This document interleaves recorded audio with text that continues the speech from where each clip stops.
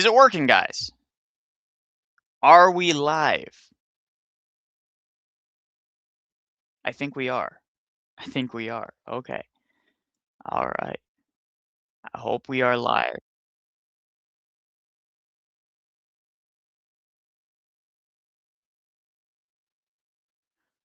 We are going to share this on X real quick, and then we will get started, guys.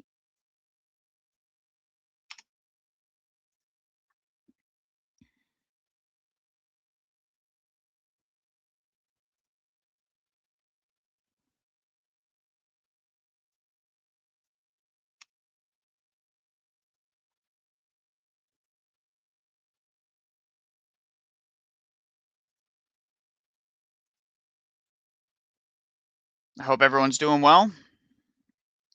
We are just getting started here, so I'm trying to make sure that everything works here. I'm testing out Streamlabs for the first time, so I hope everybody is doing well. Now, to get us off on the right path,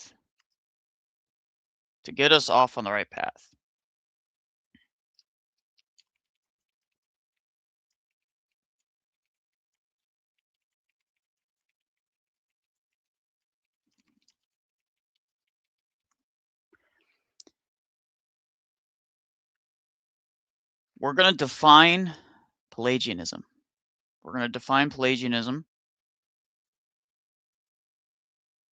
So, one thing that needs to be noted is that Pelagianism has a wide net that it casts, specifically because not everything that is condemned in the council in regards to Pelagianism is actually something that Pelagius himself taught. It should be noted that there isn't very many people in that century that you could even label realistically Pelagian, because there wasn't a massive movement of Pelagianism at that time period.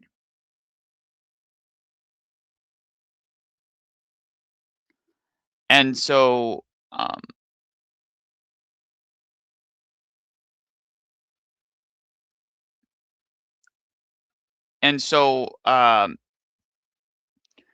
the big thing that happens with Pelagianism is that a lot of stuff gets lumped in with it. That doesn't really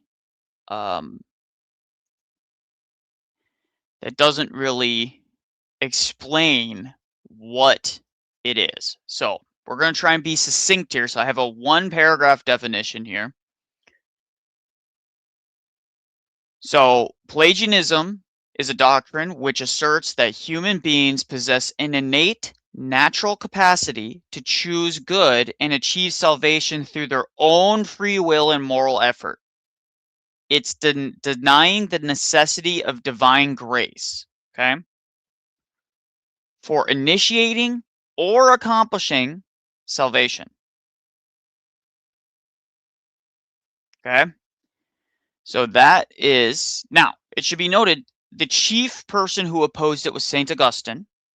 And St. Augustine went to a rabbit hole end of his own, to the point where in order to correct him in grace, the church sent St. John Cassian to temper some of the claims that St. Augustine made. So St. John Cassian's refutation of the Pelagian heresy is actually the one that is accepted fully. Okay? St. Augustine is mostly recognized not for his refutation of Pelagianism, but his refutation of the Manichaeans. That's not to say that there isn't nothing, but people have created Pelagianism to be this big bad boogeyman that exists off in the ether, when almost nobody falls into this definition. There's almost no, not even amongst Protestants, there's almost no Christian group that holds that divine grace is not necessary for humans. There's none. Okay. The reason that people accuse us of Pelagianism is because they're claiming that there is some sort of ethereal um, um, semi-Pelagianism. Now, as Father Stephen DeYoung says, no one can actually define what semi-Pelagianism is. No one can actually define it.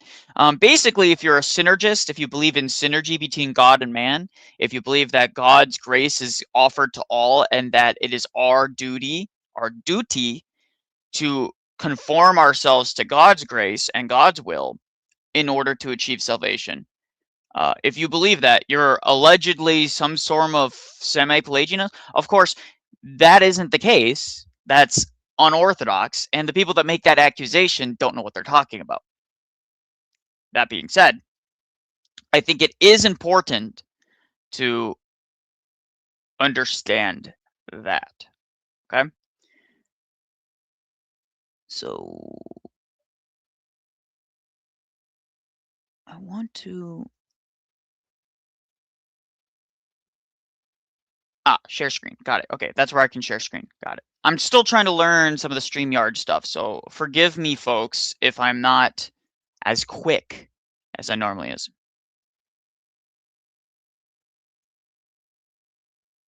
What's your opinion on the Epstein almond joy fallacy? I have no idea what that is. I I have no idea what that is. So that being said, Pelagianism and semi-Pelagianism doesn't actually exist, guys. It doesn't actually exist. Semi-Pelagianism is just man-bear pig. That's what Father Stephen DeYoung calls it. It's just man-bear pig. Doesn't exist. It is a illusory, non-existent thing that is being made to label. I'm joking. Apparently, he survived on one almond joy a day in prison. Yeah, who knows? Who knows? So that is the big stuff here, guys. That's the big stuff. Now, why am I doing this? Why am I here? Why am I talking about Pelagianism?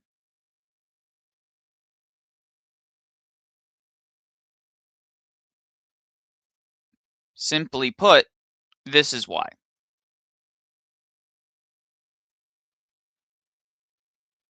This is why right here, guys. Okay, so I gotta adjust my screen a bit here. Hold on.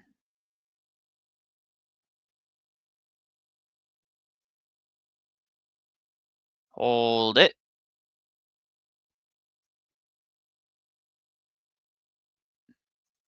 Okay. And then we're gonna extend this a little bit. There we go. And that makes it easier. Okay. So this is why, okay? So we're gonna go here.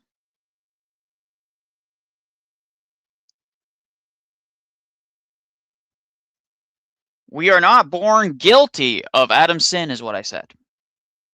I know, shocking, guys, shocking. You're very shocking if you're Orthodox. You might actually think that, oh my gosh, what is Nikolai saying? I, I he, this is absolutely mind-boggling. How could Nikolai actually say this? This is crazy. This is absolutely crazy. Of course, nobody who's Orthodox is actually shocked by this statement. This is basic catechesis 101 stuff. This is stuff that you learn from basically every catechesis that you go through in the world. You ask your priest this, you ask a bishop this, you ask all these things. Are we guilty of Adam's sin, the sin he specifically committed? We're not talking about are we liable for his sin, or we're not talking about if we have to suffer the consequences of Adam's sin. No one denies that. No one denies that. Everybody believes that we live with the effects of Adam's sin. The real question is what do we mean by this? What do we mean by that? It means that we are not going to be punished for the iniquities of the Father, and the Father will not be punished for the iniquities of the Son. That's biblical. It's 101 stuff. Okay? Now,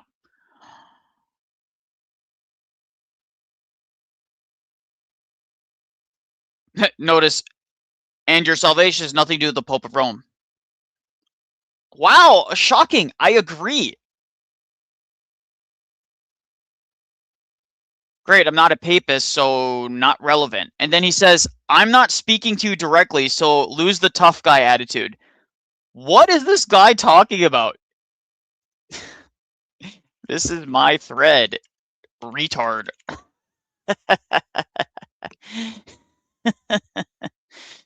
Lord have mercy, these people are literal idiots.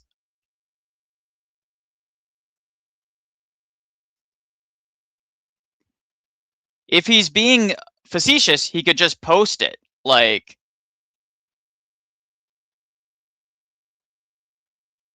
if you're not talking to me, why are you... You know what? Screw it. I just don't have time for people that are being specious. Well, exactly. Why post on it? And if I was misinterpreting your words, just say, dude, I wasn't talking to you. I'm sorry. That's not what I meant, or something like that. But instead of trying to correct it, he tries to act tough on my thread. Bye. Well, his username had Orthodox in it, but it's like, so Pelagius says Orthovic Vision. Okay, well, let's see here what he says here. His bio says Saint Augustine of Hippo and Saint Maximus the Confessor are Joyer. I don't think he agrees with Saint Maximus the Confessor, because Saint Maximus the Confessor definitely does not teach that we inherit the guilt of Adam. I said, define and Pelagianism and explain what I said meets that definition. Of course, crickets! Crickets! Crickets! And then Byzantine nationalists, God bless you, brother. Always a good trooper in the comments. And then, hello, Pelagius. And then I asked again the same question. Of course, there you guys are.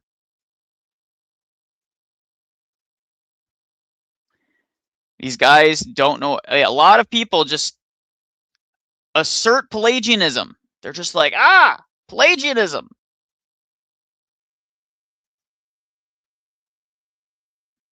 And then we have Miko. Oh, good old Miko, one of the top tier Latinizers on the interwebs. The guy, he's one of the guys that spreads the most confusion about this. But I thought, hey, let's review this. Let's review his alleged quote and see if it says what he says. And even if it does say what he says, the burden of proof is on him to show that that definition has been fully accepted by the Orthodox Church and still is accepted by the Orthodox Church in its totality. So this is a very good lesson, guys, on how to properly read, okay? We are instead said to be born guilty through or as a result of Adam's sin. Wow, what does through mean, genius? You're not actually disagreeing with me. So when I say we're not born guilty of Adam's personal act of sin, how is that the same thing as what you're saying right there?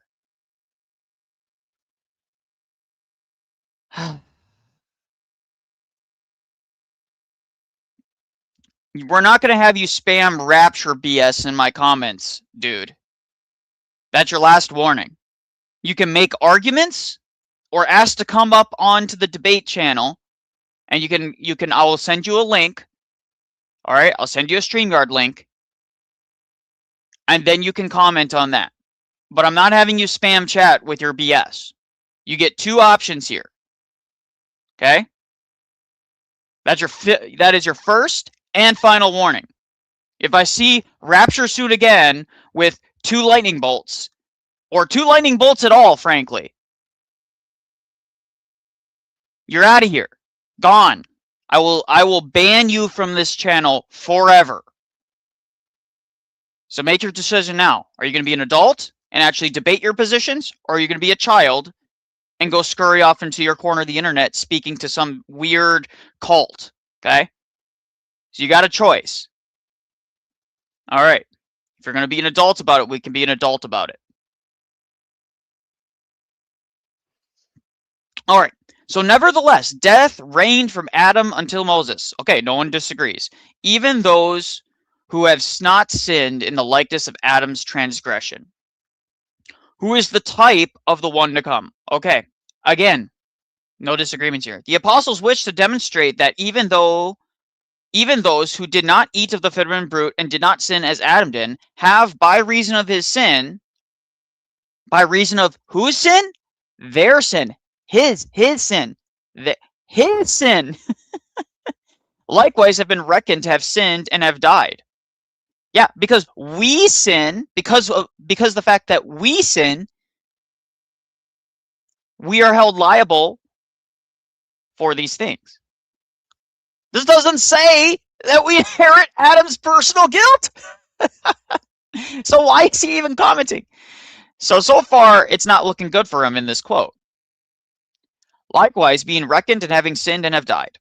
Okay, everyone believes that the consequences of death. Everyone believes that the consequences of sin is death. Everybody. There's no one that disagrees. By the way, guys, please share the stream because we're going to be opening up with the Discord link, with the SteamYard link. I got to figure out how to do that. But we're going to be doing the SteamYard link in a hot second. So I don't know. Should I? Anybody who's used SteamYard before, do I just copy the link of SteamYard? Like the direct link that I have in my URL, or will they provide me a link? I got to see. I don't even know. I have to check. Teleprompter.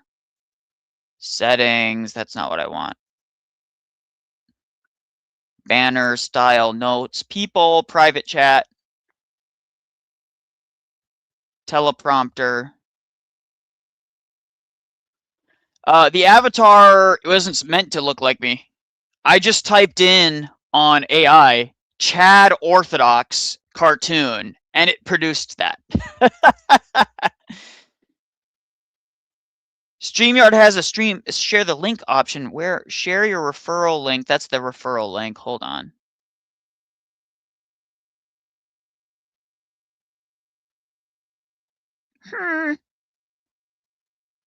Manage layout, new layout.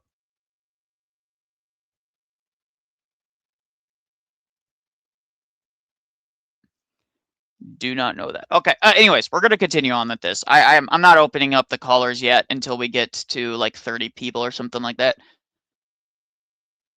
We may never do. I don't know, but I'll open it up eventually here. And he proves this thus: sin reigned before the promulgation of the law. That is, even prior to the law. What is sin then? What is it? Was it a sin? This guy must have used some sort of really bad AI translation on this because it doesn't, like, that entire sentence there makes no sense to me. Was it a sin arising from transgression of the law? But how could there be such a sin when there was no law? Sin is imputed when there is law, and men who transgress the law are of necessity called sinners. Okay. Nevertheless, death reigned from Adam to Moses. Okay, so this is repeating itself. Did he just like accidentally double? I don't know what it. Therefore, there was a sin through the death reigned. If there has not been a sin that retained death. Okay, so death is the result of it.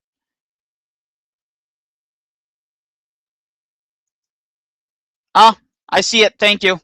Thank you, Puffer. I found it. What's up? You know, we should just like embrace the term at this point. It's actually ridiculous. Man, bear, pig. Actually, you know what? We're all going to be called man, bear, pigs. For now on, whenever someone accuses you of being Pelagian, whenever this is going to be Father Stephen DeYoung's contribution. Anytime somebody says man, bear, pig, that's what we're going to be saying. Anytime someone says you're Pelagian or semi-Pelagian, just say man, bear, pig. Every single time.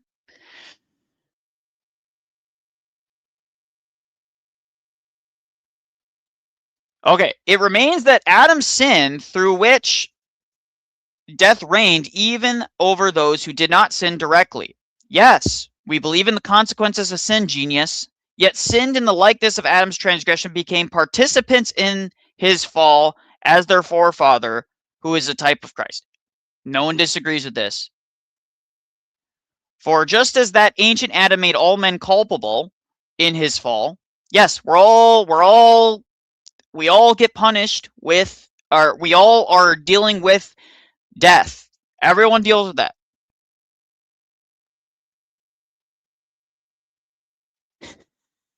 This doesn't say inherited guilt. It's an immediate concession. Immediate. This doesn't say anything, Miko. So again, he's trying to, what these people do, what these Latinizers do, is they take these statements that, oh, we all sinned in Adam. That's not, he's not saying it that way. And he says that, and he demonstrates that above here. What is going on with my mouse today? He says that here. In this portion, he's setting up for the final portion. You have to read it in its entirety. Furthermore,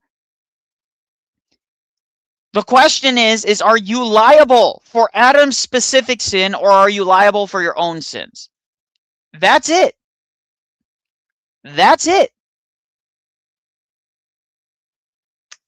So, again,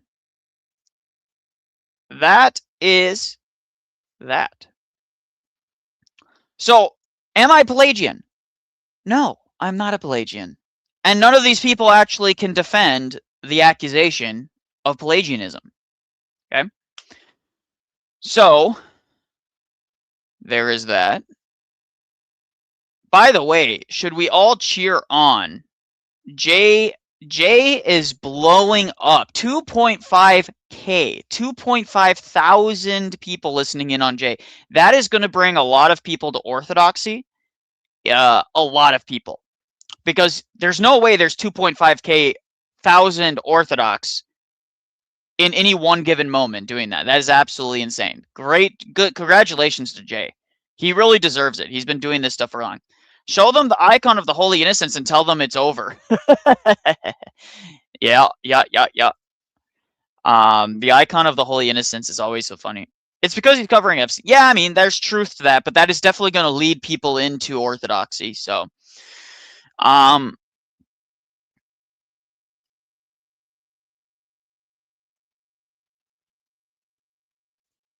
love this one because this pisses them off more than anything. The Calvinist goobers. In the Day of Atonement in the Old Testament, nowhere, and nowhere in the Old Testament, is the sacrifice or the scapegoat punished for the sins of Israel or punished by God. Nowhere. Nowhere. All right, guys, so we're going to stop sharing. What is going on with my mouse today? There we go.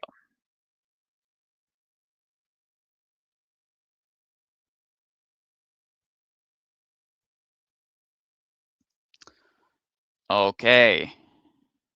We're going to be sharing the invite link, guys. And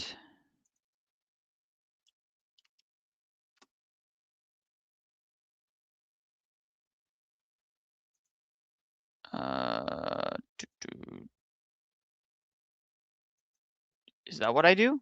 Well, I might have to go to YouTube itself to do that. I don't know. Let me check.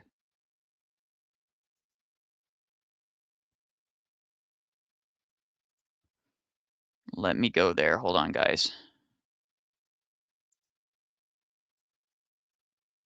Live.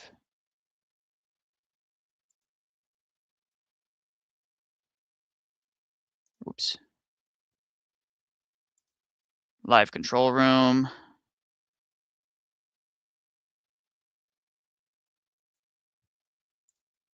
Okay.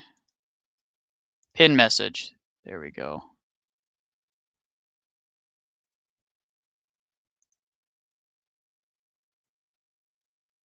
Okay.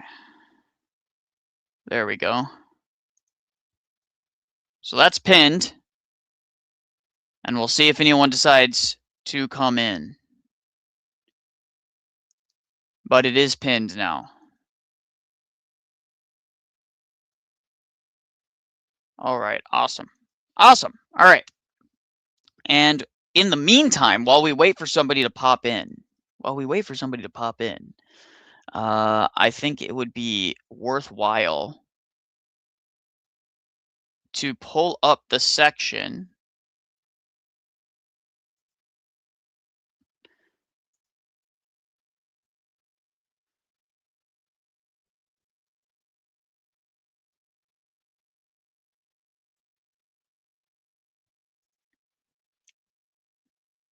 Oh, I thought this would be funny. What's that guy? The Christian King. Mr. Fist!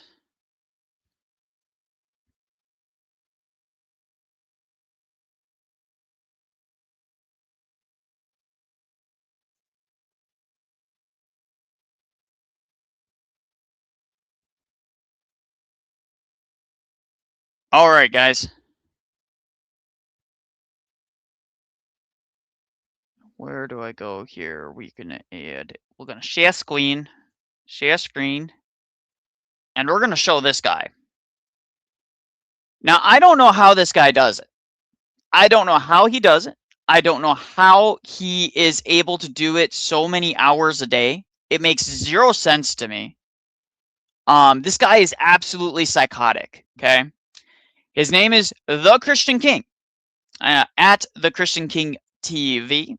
He sits on his own channel all day long. So he has 309 videos.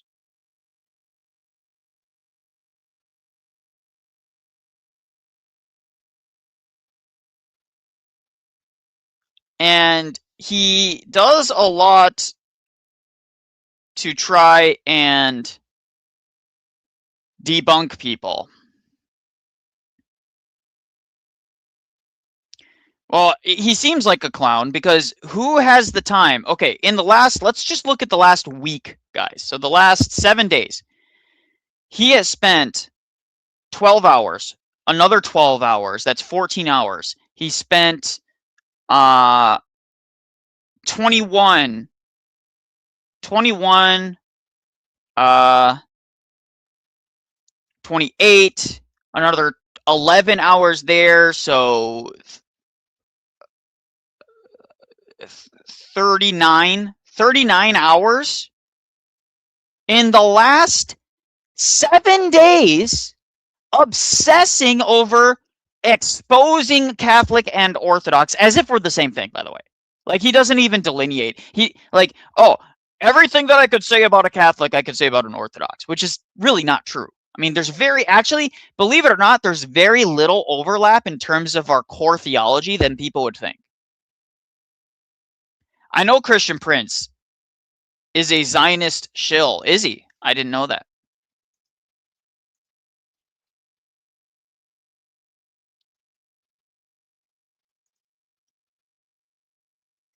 Is it proper to say my priest as in an inquirer? I assume not. I wouldn't say why not. If you're an inquirer, I don't see why not. I don't see why not. So we'll add this to stage.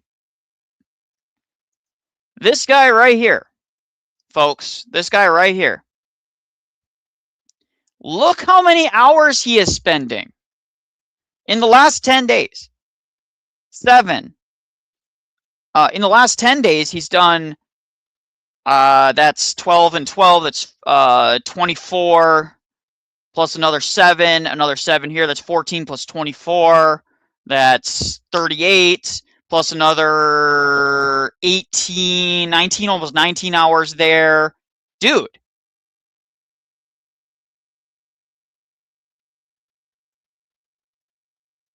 Christian King's whole shtick is to rage baiting ortho and cat callers that aren't familiar with apologetics or theology. It's tough to watch more than 7 seconds.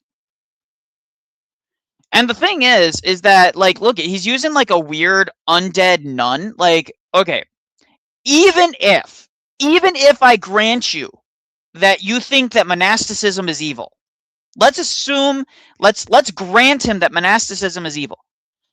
Why would you make a nun into like an undead, like sexy version of a nun?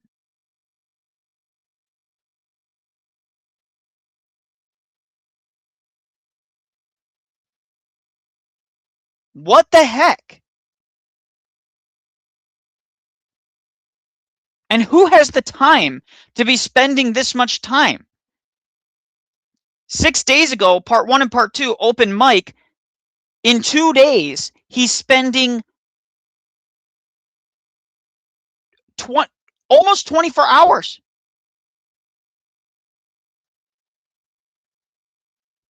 It's absolutely insane, guys. It's absolutely crazy.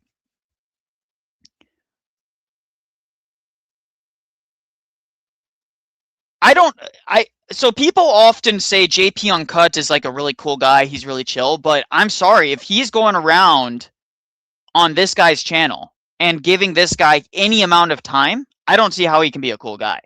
This is obsessive behavior. This is weird, compulsive behavior. It's not normal.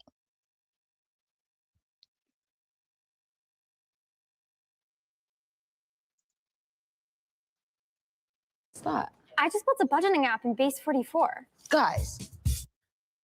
I've never personally encountered a Christian that didn't want to be baptized. Most of them are like Bishop.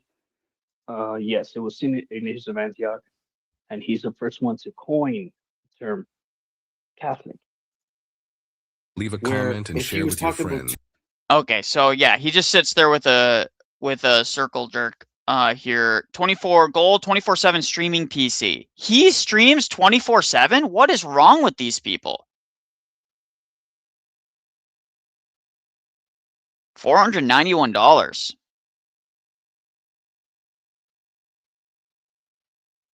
Nikolai in Korea versus Christian Prince win. I am not interested in doing Bible studies with heretics. I'm going to be straight up. I am not interested in ambushes like this. Look at what's happening here. He's got 1, 2, 3, 4, 5, 6, 7, 8 people. Of those 8 people, probably only 1 or 2 are actual people that disagree. So immediately there's a problem here. Immediately there's a problem. Okay? What this suggests to me is that he's doing this.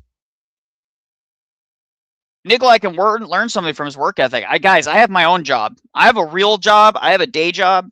I do streaming because I have some spare time in the mornings before I actually have to work in the evenings, because most of my clients are in the evenings here in Korea, because daytime during America. Most of my clients are in America. So there are some people just not worth giving the time of day. Well, yes, and this is why. This is exactly why.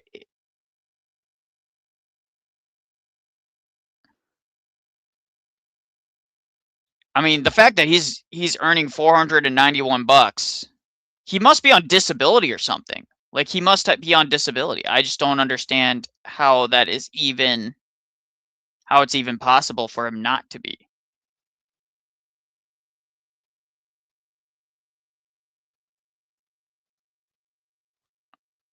Should we review this, guys? Should we review this? This is the guy that's buddies with Voice of Reason. Voice of Reason sunk his claws into it, along with the LARPing fake Orthodox. What's that channel again? I can't even remember. The guy that's pretending to be Orthodox, but he's really not.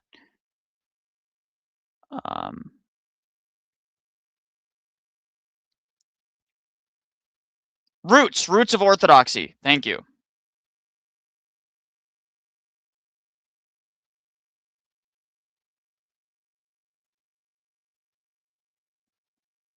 I have a family. Okay, I see what you're saying. Yeah.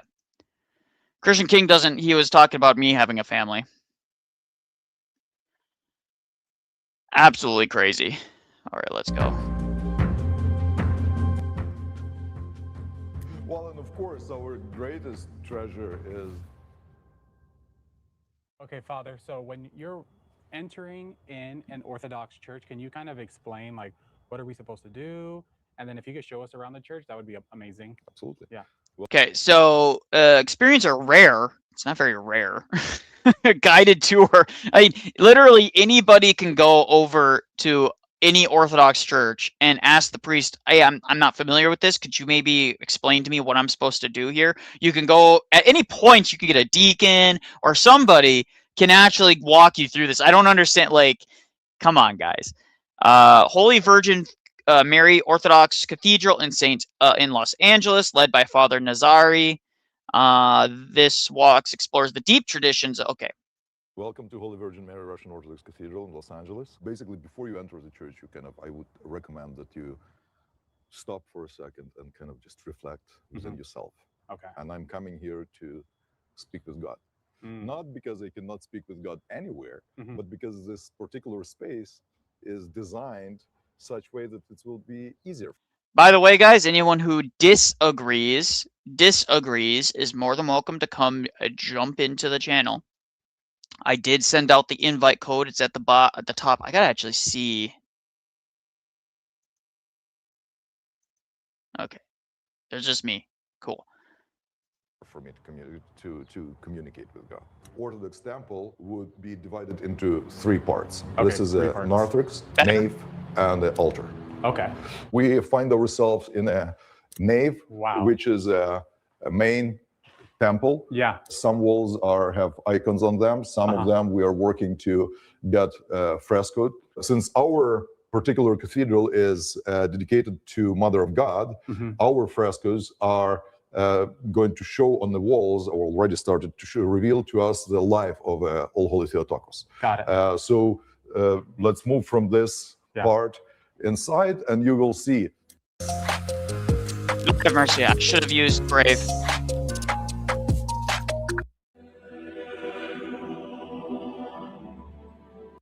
Okay.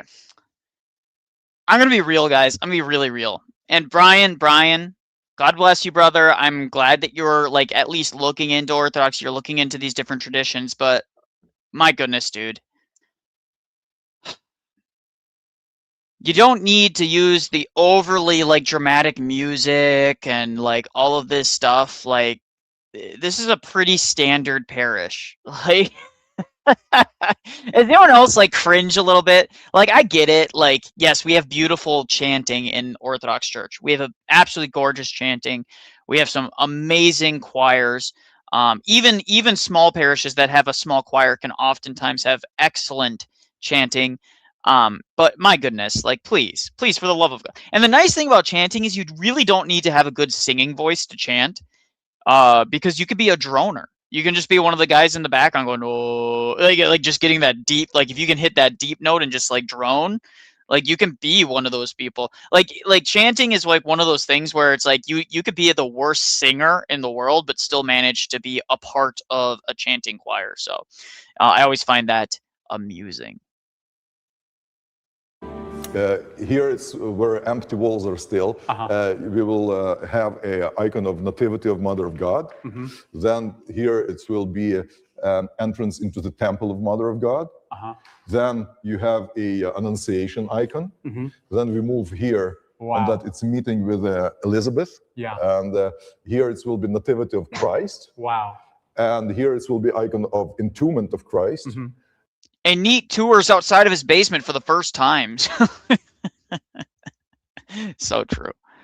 And on this wall, it will be icon of Dormition of Mother of God. So it's kind of will be a short description of her entire life. On a lower level, like almost on a kind of our level, we usually have a iconography of saints. And you can see it here on a clearances on these walls.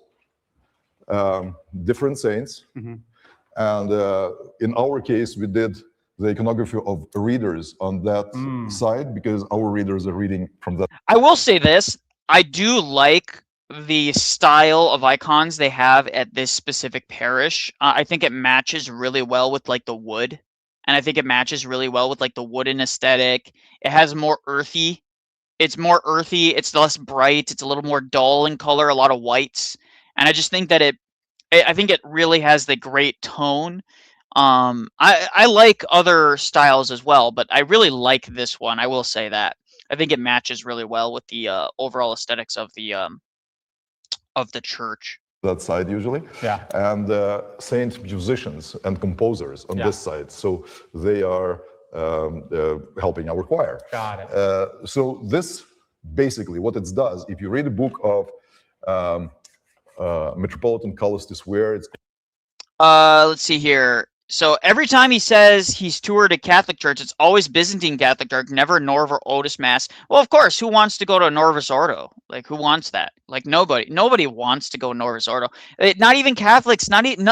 Can you guys name me one major apologist in the Roman Catholic sphere that is not Eastern Catholic or Byzantine or Ruthian or one of those? That they avoid, or they go to SSPX or something like that. They avoid like the plague Norvis Ordo masses. Okay. And by the way, I will say this. I'm predicting this now.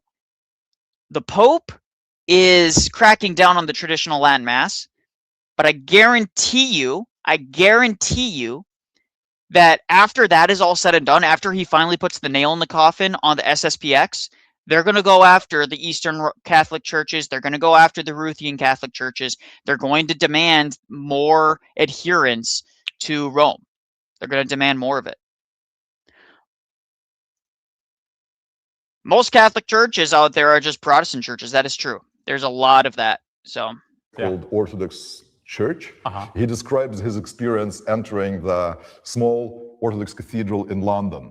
And he said he was not Orthodox yet, he was Episcopalian. So he entered and he said, even though the church was empty, it felt that it was full of people. So this is, this helps us to remove this walls of time and space. Got it. That basically saints that are human beings that are already in a heavenly church, victorious church, they're praying together with us. Got it. And all the prayers I actually did. And by the way, I love Father Nazari. I think that's his name, Nazari, Father Nazari down here. I think he's very, very good. I everything that I've heard from him is very solidly Orthodox. He seems like a very genuine person. You could definitely tell he's Russian, but he definitely I like his stuff. Also, their iconostasis is great. The Pope's not cracking down on, well, let's see here. We'll just show this. The Pope's not cracking down on Uniate churches because they want the Latins to ghettoize themselves. I think that's fair. Directed to God, Father, Son, and Holy Spirit. Got it. That is, you know, and that kind of continuation. Here we also have saints that are, you see, they're aimed to the theophanies. So those are the manifestations and representations, the three angels. But they don't actually depict the Father, you'll notice. I know some of my Russian bros will say, "Oh, but there's a cathedral in Russia that has the God the Father." Blah, blah, blah, blah. Icons of God the Father. Wrong. They're wrong.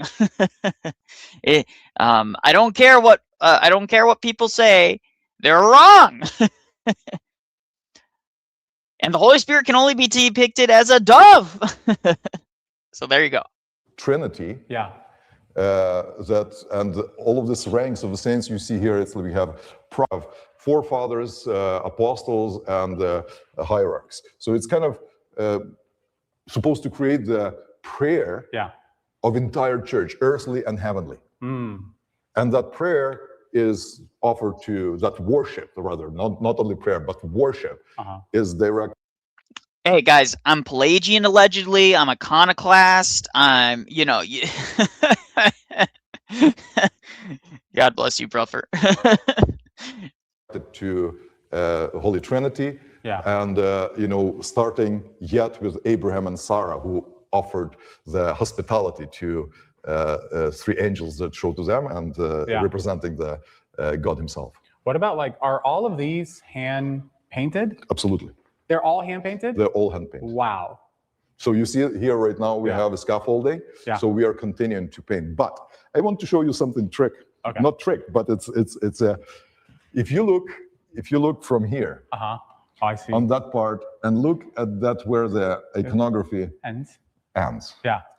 To me, it looks like iconography is already there. We just removed something. Oh, okay. Yeah. We just removed that white thing. It's already there. It's you know, this is how heavenly kingdom people stand. We have some chairs along the walls. I mean, Yeah. like, and so people, elderly or kids, I mean, like, you know, they can sit and rest. But everyone else stands the whole Everybody service? stands, yeah. Or do they ever sit on the floor? Or you So just have to stand? during sermon, people sit down on the floor. Who feels like okay. sitting down on the floor? But Got it.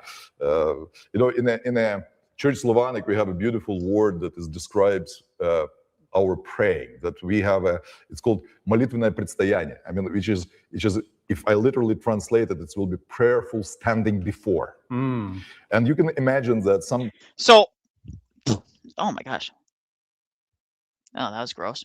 I inhaled like something floating in the air. It was gross. They don't have pews. No pews. We're anti-pew here, guys. That's another thing. In this channel, we are anti-pews. No pews.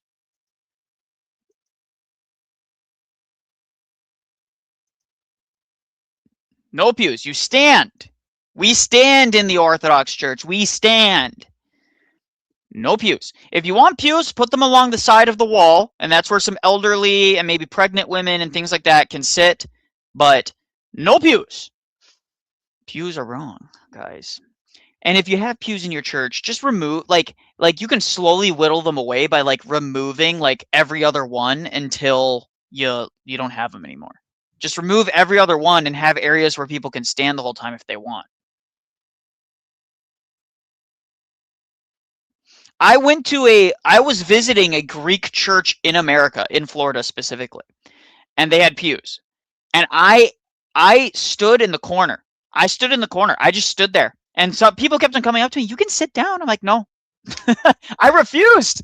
I'm like, I am not going to, because I should be bowing and prostrating in the service. When you're crossing yourself, I should be bending down throughout the entire service and picking up my cross.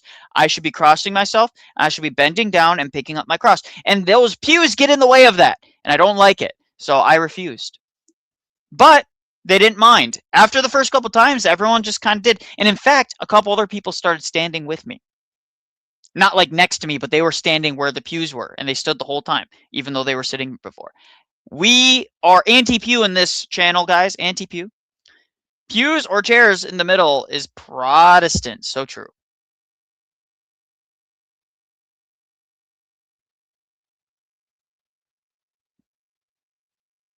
The priest let the Protestant into the altar. Did he? We'll see. Some important human being enters. If he did, that in my opinion, that's a mistake to do. One could reasonably argue a lady tried to force me to sit down in a Greek church in Seoul. I refused. She got mad. Never again. I'm sorry. We just know we don't sit in, and the Greeks capitulating on this is ridiculous. It's just, there's no reason to. There's no reason to.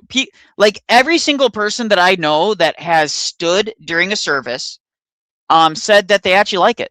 They don't mind it. They say the first time it's a little uncomfortable, but after that, they're fine. Based. Be the change you want to see. So true, Mr. Fist. Yeah, but if he did let him behind into the altar, I would say that is a mistake. But it could have been just a lapse in judgment based on the fact that he's trying to be as hospitable as possible. Also, let's be real. If the priest or the bishop gives permission, I've seen even women go behind the altar. Okay, if the bishop says, "Go fix something right now," or "Go do this," when it's not in use, or the deacon's not available, women can go behind there to fix something or clean something and stuff like that, if it's not in use, if given explicit permission by the bishop. I have seen that happen, but it's not common. Normally, there's a guy that's available to do it. But I'm just saying that, like,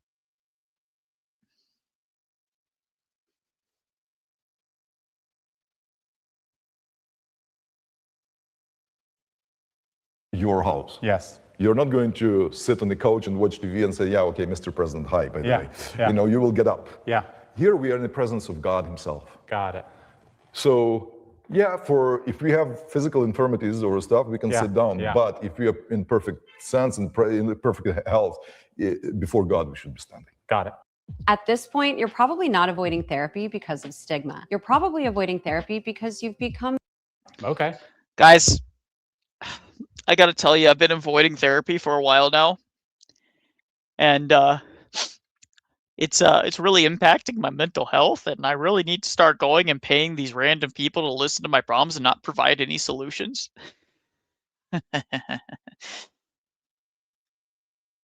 Women to me in the altar, not a big deal, especially if you go well,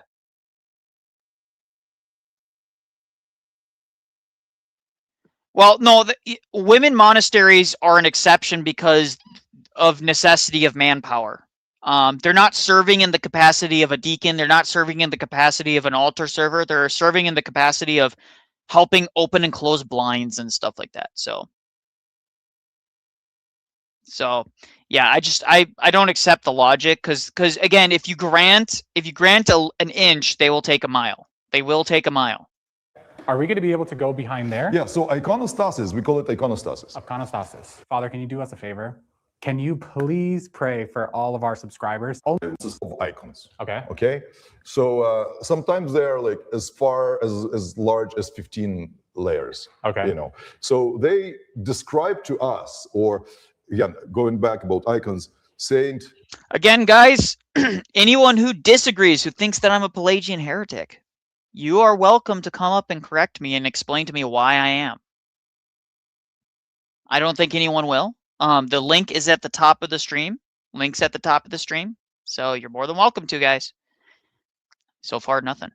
John Damascus, in his defense of iconography. Oh, and by the way, like if anyone wants to just come in and chit chat and just chill and react to this, react to the content, you're more than welcome. I'm happy to have you guys jump in. So anybody who wants to jump in and just chit chat, or might even have a video that we want to review, feel free to jump in and come stream with me. It's fine. I don't care. He wrote that icon is a scripture in color, and he said That's a great explanation. And he said that whatever gospel does to the literate, icons edify the ear, brings the knowledge to illiterate. So, I mean, in our case, most of people literate, but it gives you this, you know, feel of presence of everything that we read in the scripture. I mean, like it's bringing us close.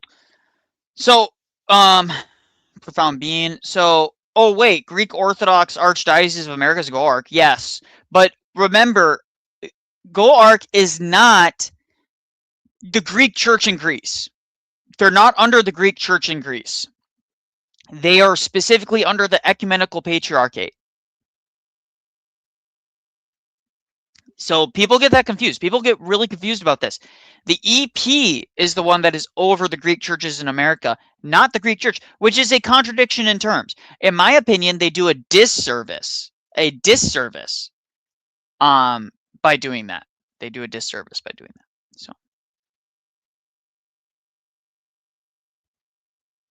closer to God, all of these images. So iconostasis, when we have a full kind of developed iconostas, it would have different rows, and it will start with again with the Holy Trinity on the very cross is our life. It's a tree of life. It's on the top.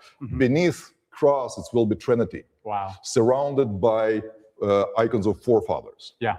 Then beneath that, it will be icon of Mother of God of sign, kind of with uplifted hands, and Christ kind of in her womb. Oh, okay. And surrounded by prophets who are foreseen.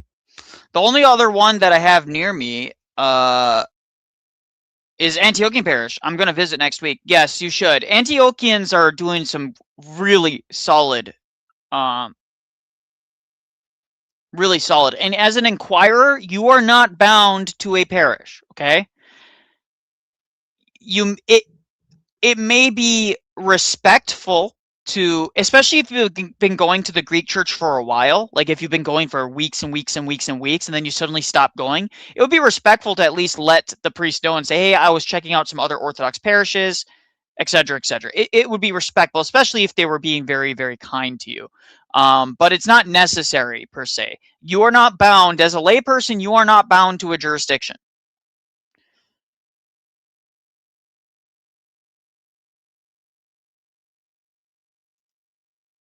The Greek church in Greece is completely different than the Go-Arch. Go-Arch has some great bishops and clergy, but it's a mixed bag for sure.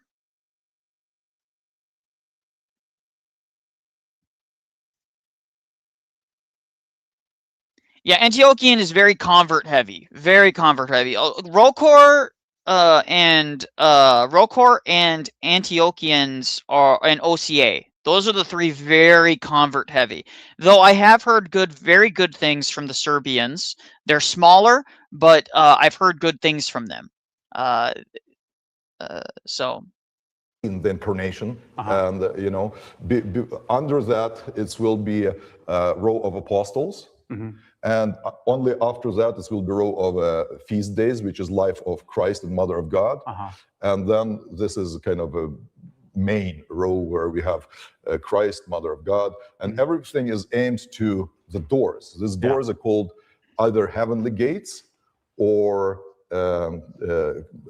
royal gates, basically because altar for us, it's a symbol of altar in the heavenly kingdom. Amen. Altar of God, where the angelic hosts, together with all the saints, glorify the almighty name of God. Okay. I would agree generally that of course. I would agree generally that most Orthodox jurisdictions in America tend to be decent as long as the priest is decent, because you can get a bad priest in any jurisdiction. I mean, that's just the reality. There can be ecumenist priests in any jurisdiction. But the question is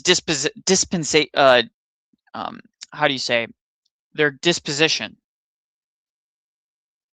Here is icons of 4 evangelists. Yeah. Ones that brought us a light of the gospel, and that all of whatever we have, we do here, we live here, is based on their witness of Christ's teaching. Wow. This is so beautiful. Like, the Protestant churches that I've been to, it's just like an empty room with maybe like a screen. This is just like so beautiful. It's literally hard to explain like what it feels like to be in front of it. Like, I went to an Orthodox church for the first time, and when I first saw this, I felt like something where you're just like, oh my God, I am not worthy to even like look at this. Like, you just feel something from it. Presence of God. Presence of God. No. That's what you feel. You know, lots of people think that it's relationship with God is some kind of focus. You know, like when we need something, it's very, very consumer kind of based kind of thing. I need something, I run to God, and He's supposed to give it to me. Yeah. No. God gives you peace. He gives you strength to live this life, to deal with all of this stuff, to deal with and this space, this what you feel, that is foretaste of that peace. Yeah. You know, this place is here filled with energy of prayer. You know, if I tell you something, you know, that's doing here, not you and this energy. I want to skip. I want to get to This is a righteous thief. A righteous thief who, as they say, he stole the heavenly kingdom. Yeah. Because he entered there. So why we put him on this doors? They're very utilitarian. That's where deacons kind of move. So we kind enter into the altar from a side, not from a center where salvation comes from. But we try. Okay, I need to kind of run through those. So, oh my gosh. So he does bring him back there. I would say that that's probably a mistake. But I'm not going to judge the priest in this case. I'm not. It's not my duty to be judging. Wow. Wow. This is amazing. To be fair, news media and stuff like that are let into iconostasises often, in Russia, in Greece, and places like that. But I think the presupposition in those countries is they're going to be Orthodox most likely. But definitely, like, it makes me pause for a second. But I'm not going to lose sleep over it. Here, everything is basically around Eucharist. If I can ask you. Oh, I'm sorry. Yes. Okay. It's nothing, but it's kind of. I'm all good. Yeah. So, all theme here is about Eucharist. This is a holy table on which we bring bloodless sacrifice in the form of bread and wine. Okay. This is a table that even priests touch only when we need to touch it. Okay. It's has a symbolically. Yeah, I was definitely a bit surprised too. I think every time that I've seen a Protestant tour an Orthodox altar is they'll open up the main gates and they'll let them peer inside, but to actually let them in the back, yeah, I'm kind of iffy on that. Many roles. It's like can be a tomb of the Lord. It can be like Ark of the Covenant. It's so it's blessed specifically.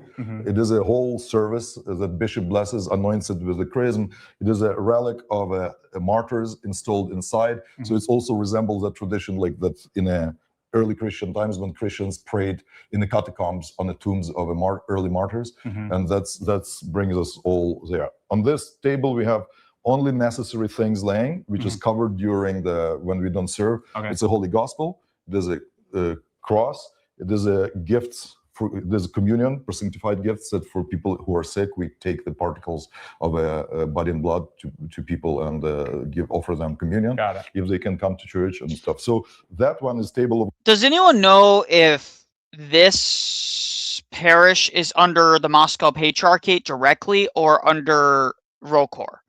Because there are a few, there's not very many in America, but there are a few Moscow Patriarchate specific parishes still in America that haven't been handed over to ROCOR. Most of them ended up going under ROCOR just because the Moscow Patriarchate didn't want this. Well, this says it's right here. If we read down here, it says Holy Virgin Mary Russian Orthodox Cathedral in Los Angeles. Let's see. It's an OCA. Are you sure, George? Are you sure? George is saying it's OCA. Are you sure it's OCA? Because I mean, I know some OCAs still retain their old titles, like Russian and stuff like that, because OCA used to be under the Russian Church. But like, could be. Well, actually, you know what? We'll open up the link. I'm opening up now, so. Oh, it is. It's Orthodox Church in America, Diocese of the West.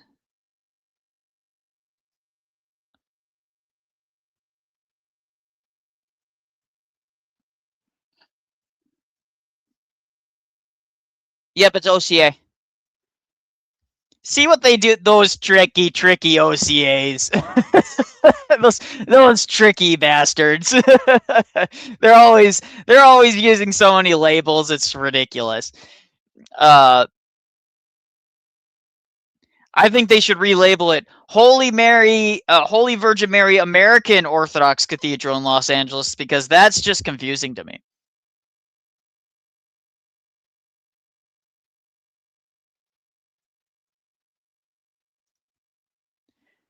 Oblation. That's where the preparation of Eucharist, kind of pre-Eucharist, comes. I mean, so this is called diaconicon. It's just a kind of table where we keep necessary stuff, vessels and stuff like that. Got it. Iconography is all about Eucharist. Because we are not a huge cathedral, normally on this wall, on this main wall, you will see the icon of Eucharist of the Holy Apostles, where Christ dressed as a bishop offers, on one hand, he offers a bread, like body, and another one is a cup, and apostles go and commune with that. Got it. You know, but since we don't have a space, we decided to put just Christ on his throne, and saints kind of offering the prayer. Yeah.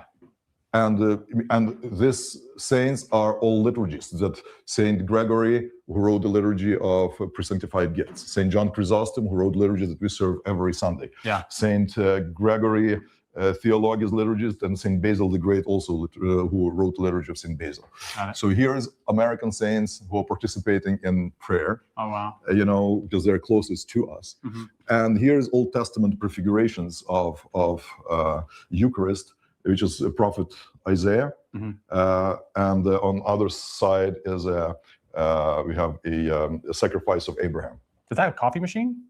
No, Okay. that's a thing for heating the water, because during liturgy, the blood that we receive in the form of wine, what's a living blood like?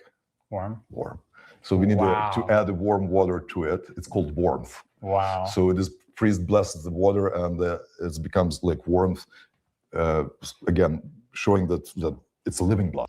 Sometimes also, if they have extra water, they'll water down leftover wine in the Russian church. I don't know if they do this in other jurisdictions, but they'll warm up leftover wine, they'll water it down, and then they'll pass it around. And even some of the children will take it. It's basically watered down wine. It's essentially no alcohol in it at that point. But the point is that the leftover wine that's not used directly in the Eucharistic cup will sometimes be warmed up and passed around at our church, particularly during the winter.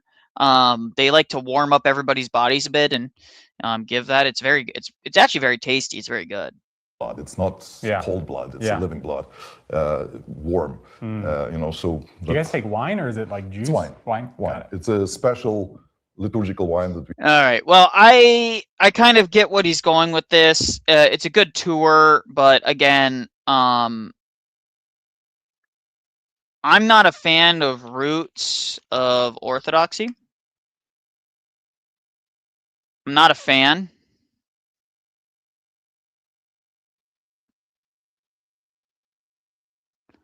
They're getting some big name like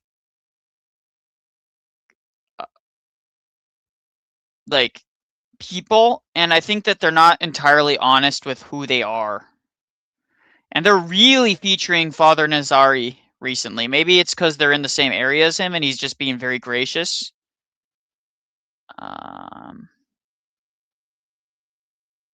But it would seem to me that it would be better if you engage, and their views are just plummeted. Their views have absolutely plummeted. And I think it's because of the ecumenism. People just don't like it. And I'm not saying any of these priests specifically, by the way. I'm just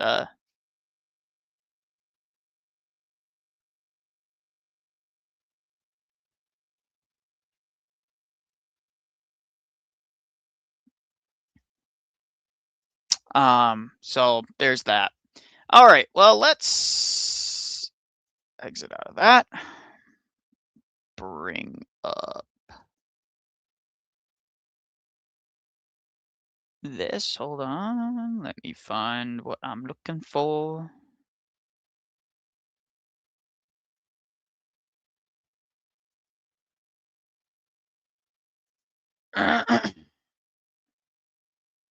Well, that's not it. Can never find what I'm looking for when I'm like, I gotta get a list.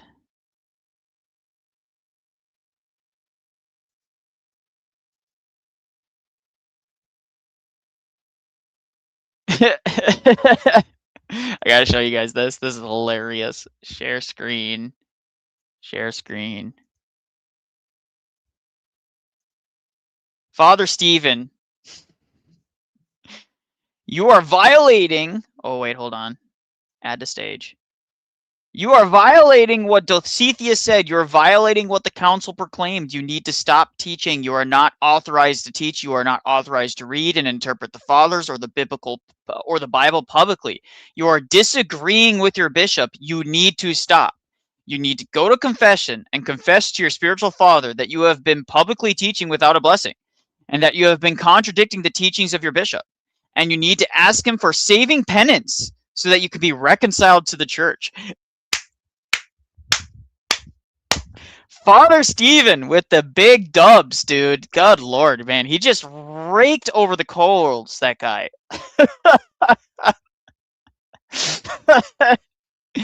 Lord of mercy.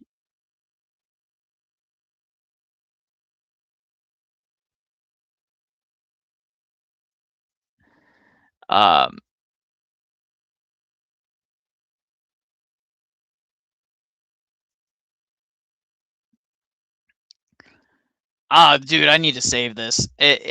We're saving it. We're saving it, folks.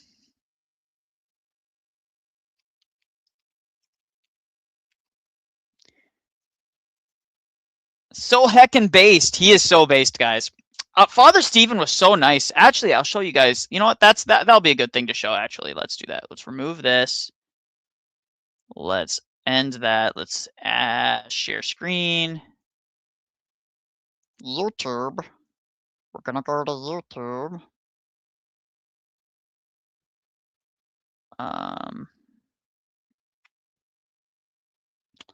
And we're gonna go to Alex Soren.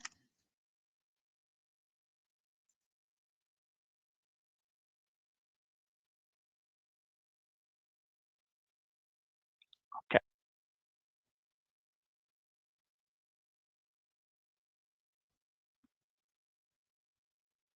All right, ready?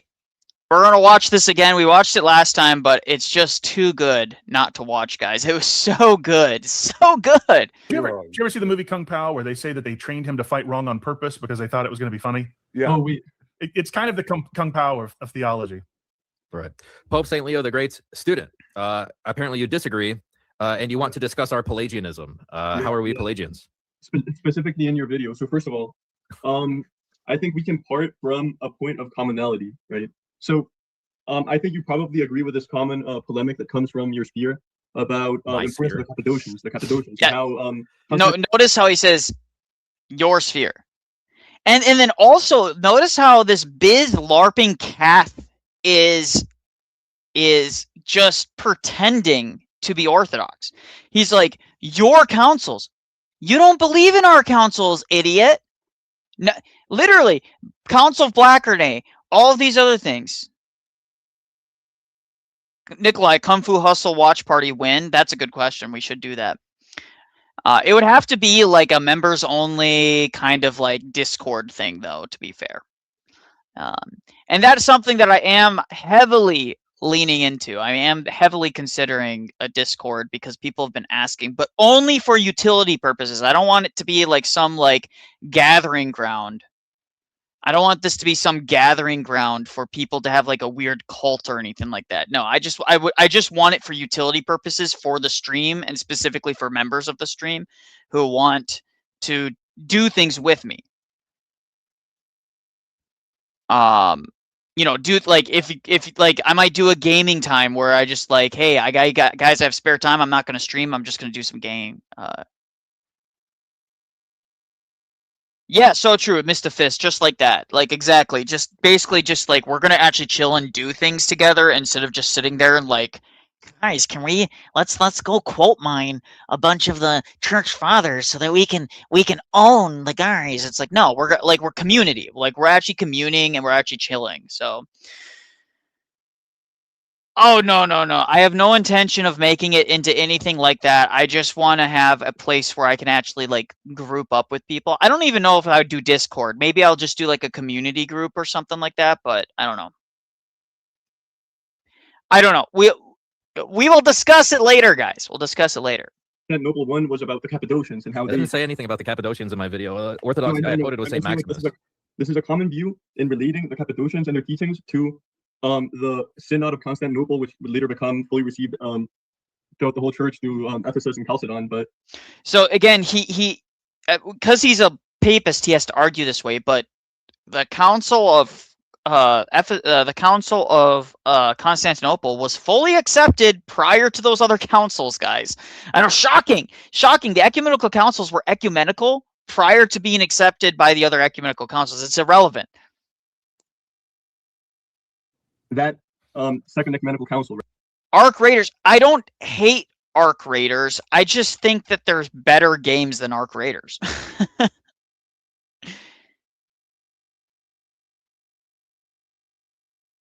People who preach without a blessing, so let's just put this. People who preach without a blessing of a spiritual father or bishop are in delusion and should be immediately not trusted. I would genuinely, I would typically agree with that. I think that there's a difference between preaching, though, and teaching and things of that nature. But it's there's a line, right? People can discuss theology without having to go to their priest for every single time they intend to discuss theology. The difference is that if you're going to be coming out and saying, oh, the Orthodox Church is teaching an error, or you're teaching an error, you're saying something that's an error. Well, now you suddenly have to explain who gave you the authority to proclaim that other people are in error. That is the truth of the matter, right? That is where the rubber meets the road. When you're going to go around and say that your position is the position of the church, that's dangerous. And you have to say, who told you that? Who taught you this? Who explained this to you? So that you can say, I was taught this by my priest. My priest is XYZ person in charge of this cathedral under this jurisdiction, so that you can be held to account. So this is exactly the problem I have with Michael Witkoff's book. Michael Witkoff released a book that explicitly says, this is the teaching of original sin for the Orthodox Church. And he had no bishop review it. He had no clergy review it. And he just released it on his own accord. And he admitted to it. He admitted to all this. He admitted that he didn't have anyone review it. It's like, which bishop gave you approval to write a book that claims that you're teaching on the behalf of the entire Orthodox Church? Talk about hubris. Right. And did you read the synodal letter from Constantinople I? No, so my point. They already talk about it as ecumenical in the synodal letter. So besides the discussion, because I think the type or let's get to the point. What's the point? Ecumenical council is a little bit anachronistic, at least by the 4th century. But okay, what's your argument? We understand the councils based on the fathers from which they got their theology. Yeah. Right? You agree with that premise, right? Okay, so almost everything you said in your video is completely wrong from what is actually dogmatic in ecumenical councils, and I can prove it to you. Because okay, tell me specifically what. Yeah, your incarnational theology and how it relates to original sin. Now, as someone who's a big fan of Pope St. Leo the Greek, he's the one that wrote the dogmatic tome on Christology and then incarnation. And guess what? Did he say Saint who the Great? I completely missed that. Is he saying Saint Leo the Great? I think that's what he said. Oh, how? What did I say about the incarnation in my video? You said something about original sin contradicting the idea of Christ not assuming a quote-unquote universal human nature. If sin is a property of human nature and there is no sin in Christ, this is just like very basic logic chains. If there's no sin in Christ and sin is a property of human nature, then Christ cannot take on that human nature. No one is saying that it became a part of human nature. Literally all your Reformed theologians say this. I'm not a Reformed theologian. I'm arguing against specifically what you said about original sin relating to the incarnation. So here's the thing, right? You don't understand. I don't. How do you? Here's the thing, right? Here's the thing. You know that these guys are so eager to get their point out that they can't actually slow down and just say the thing. They have to constantly like caveat every single thing they're saying. It's so annoying. They never get to the point. The whole Pelagian accusation is so stupid. It is stupid, dude. It's so stupid. Getting called Pelagian is like just par for the course being Orthodox. If you're Orthodox, you're going to be called Pelagian because we believe in synergism. So, do you know what I know and don't know? How do you know what I know and don't know? Because you said it in your video and you don't actually understand. Like you haven't read the dogmatic of your own church. Oh, okay. How do you know? Okay, you still haven't pointed teaches. So first, we're going to get. Then original sin doesn't make sense because people reading the Bible and reading the fathers and trying to interpret them. Then original sin doesn't make sense because you would have Christ inherit that guilt too. But that's not a valid argument because original sin is in humans, right? Okay, actually, I really want to hit that part. Okay, so we're going to listen to this part because I want to address this specific claim he made here. I'm dead to the world. I just want to know why you're reading against the Patriots. So that's the only proper answer is you're reading against the Patriots. Getting against them. Like I stopped turning back and watch the commercials. Yes. Here's the thing. I found the clip. So the argument he was making is very much flawed because the argument he was making against this quote unquote Calvinist view of original sin is very much an argument against original sin wholesale. So he was saying that if Christ inherits his nature, right, and he's in every way similar to all the other humans, right, then it doesn't make sense that then original sin doesn't make sense because you would have Christ inherit that guilt too. Yes. So if it is in our nature to be guilty, if we have a sin nature, it follows that Christ taking on universal human nature is suddenly taking on sin as well. Christ does not take on sin. Sin is a privation. This is Orthodox 101 stuff. Again, when you are interpreting anything, you have to take the totality of our beliefs on any one thing. You cannot understand any of this without first understanding this the incarnational aspect of Christ.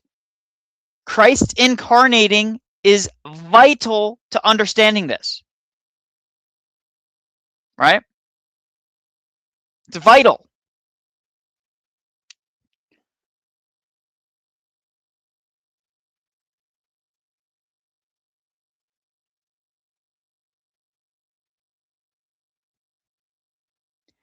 And so this is the problem.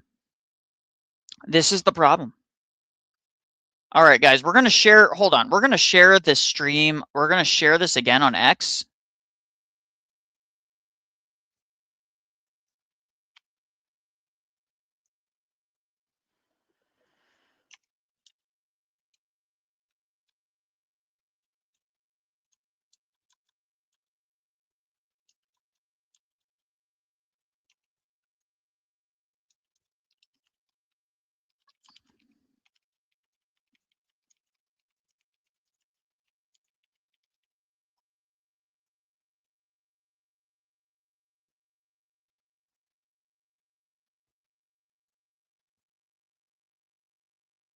Okay.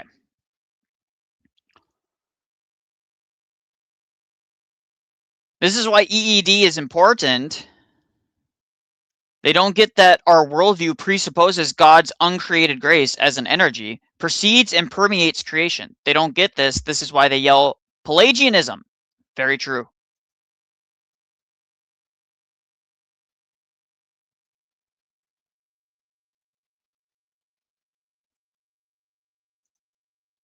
And then Anthony Swampman says, too bad St. John Damascus and St. Maximus taught that the gnomic will isn't a characteristic of our natural volition, but our own manipulation of it. Correct. Again, first time here, God bless you, G. Dot. So again, they're understanding, and I'm sorry about the light, guys. It's always this time of the day. Always this time of the day that it just gets really bad. But I gotta change how my screen is oriented here, probably here. That might help.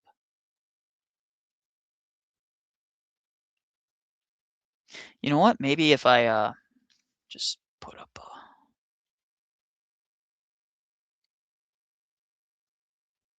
maybe if I just do this a little bit. There we go. That helps a little bit. Okay. Yeah, and I'm gonna scoot over a little bit. There we go. So again, his entire argument fails because again, if there is a gnomic, if we, I'm sorry, you guys are, I'm lost on what I'm trying to say. Okay.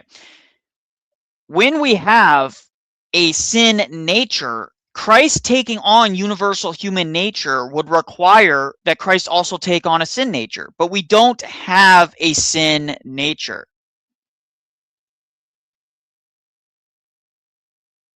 It's sunny, but it's cold. It's cold, cold, cold. So thank you for asking. But that's not a valid argument because original sin is in humans, right? And what does that mean? Original sin is in humans. What does that mean? You see, they're not defining their terms. Notice how they always engage in generalities. It's always a generality with these people.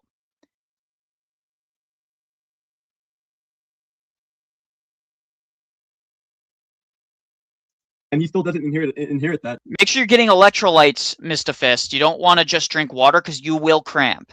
It doesn't matter how much water you drink if you don't got electrolytes. Yeah, I like Korea. I like that we have very distinct seasons. So I totally get that. We got snow like only 2 or 3 times this year in the winter. So this winter has been very mild for Korea. Other parts got a little bit more snow, but it's been a very dry winter this winter for Korea. So,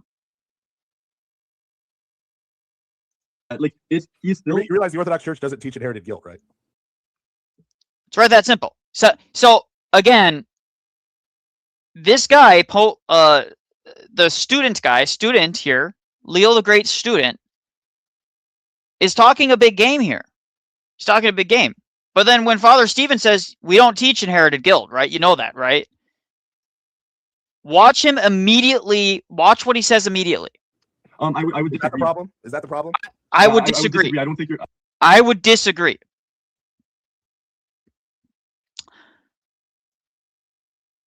He says, I would disagree. What can you disagree about? You don't have the authority to disagree. You don't have that authority. Speaking of the Pelagian accusations, while I don't want to torture you, I found that Taco Talks actually made a YouTube short about orthodoxy and why they're bad. Want to watch them to respond? I might. Taco Talks has been in the talk a lot recently, so maybe. But I would prefer to respond to like more substantive stuff nowadays because Taco is so low tier now.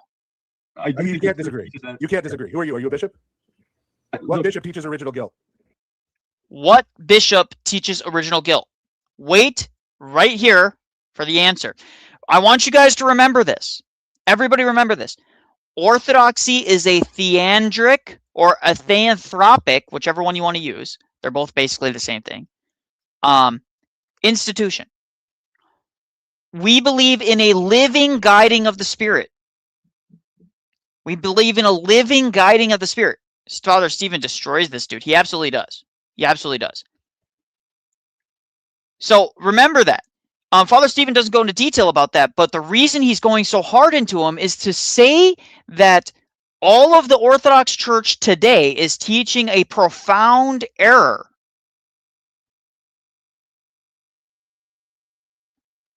To say that he would teach in a profound error like that would imply and suggest that all of the Orthodox Church has fallen into apostasy and modernity. So when they call us a modernist, what they really mean is every bishop alive today essentially is a modernist from their point of view.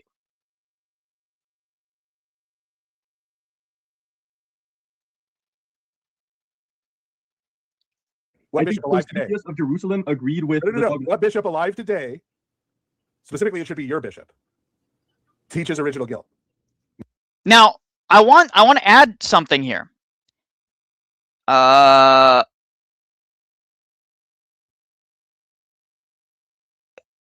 Zoe, I don't know what this means, so hold on. Do Orthodox believe that Adam was created with Zoe life and grace? I don't know what Zoe is, bro. So you're going to have to be more specific about that. But again, the church is theandric, it's theanthropic. And so when we ask that, but the thing is even Roman Catholics don't believe this, bro. They don't believe this anymore. They don't believe in inherited guilt in the way that Calvinists do. They absolutely don't. Zoe versus bios. I don't know what Zoe is, dude. You're gonna have to define ZOE for me, okay? Because I don't know what that means. Bios. I mean, if you're talking biological or biology, yeah, you're gonna have to be more specific, brother. Yeah, and everyone else in the comments are kind of confused too. Wait, who is the caller's bishop? He's a Byzantine LARPer Catholic. He's a Catholic. He's pretending to be Orthodox. He's pretending to care what Orthodox think. That's what's so funny. My bishop teaches against not Orthodox. My bishop not Orthodox because he teaches against inherited guilt. Is I have so many quotes from Orthodox. Doesn't matter how many quotes you have. We're not Protestants. Boom. Doesn't matter how many quotes you have. We are not Protestant. The church is theanthropic. You could have 10,000 quotes of church fathers saying something. Yeah, if you want to call in, brother, you're more than welcome to call in and explain more clearly, because I have no idea what you're trying to say. I'm going to be straight up. And by the way, any one of you guys can call in. If any of you guys want to call in and ask questions, or if there's something you want to review, I will review it with you. I will review it with you.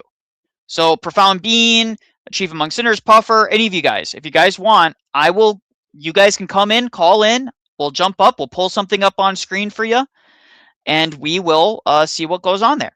I'm totally fine doing that as well. If you pay me $5, I'm just kidding. What bishop? Like dogmatics. These are like from. You do not have the authority to teach dogmatics. Bing! You don't have the authority to teach dogmatics. You don't have the authority to interpret the dogmatics. You don't have any of that. The bishop does. You love the Confession of Dositheus, right? Read it. Read what it says about lay people reading the Bible and reading the Fathers and trying to interpret them. You are violating what Dositheus said. You are violating what that council proclaimed. It's the Greek that all right, hold on. It's the Greek that Jesus uses. I came to give them life, Zoe, life.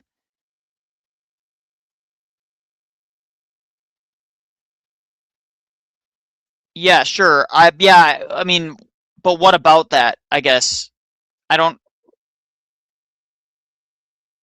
Yeah, we don't believe they biologically died that day. I don't know. What do you mean? Like, yeah, we believe in a spiritual, that God's spiritual was removed from it.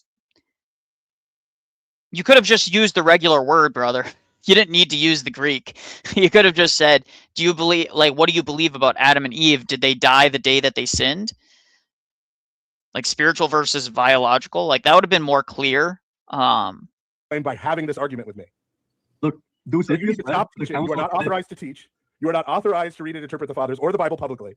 And by the way, this is true for Roman Catholics too. This is true for Roman Catholics too. They just don't enforce it. They don't enforce it at all. And you are disagreeing with your bishop. You need to stop.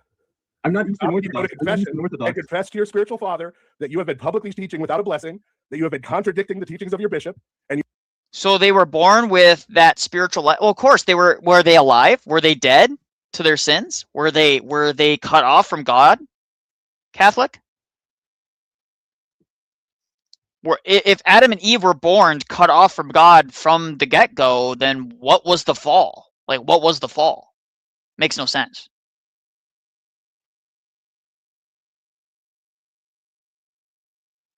Puffer, it's fine. You don't need to time him out. I'm kind of confused on what he's even arguing. You need to ask him for saving penance so that you could be reconciled to the church. I think he's Eastern Catholic. He's Eastern Catholic. He's biz Cath. Oh, well then. Yeah, you're in the wrong church anyway. The church. Yeah. Here's the thing. Okay.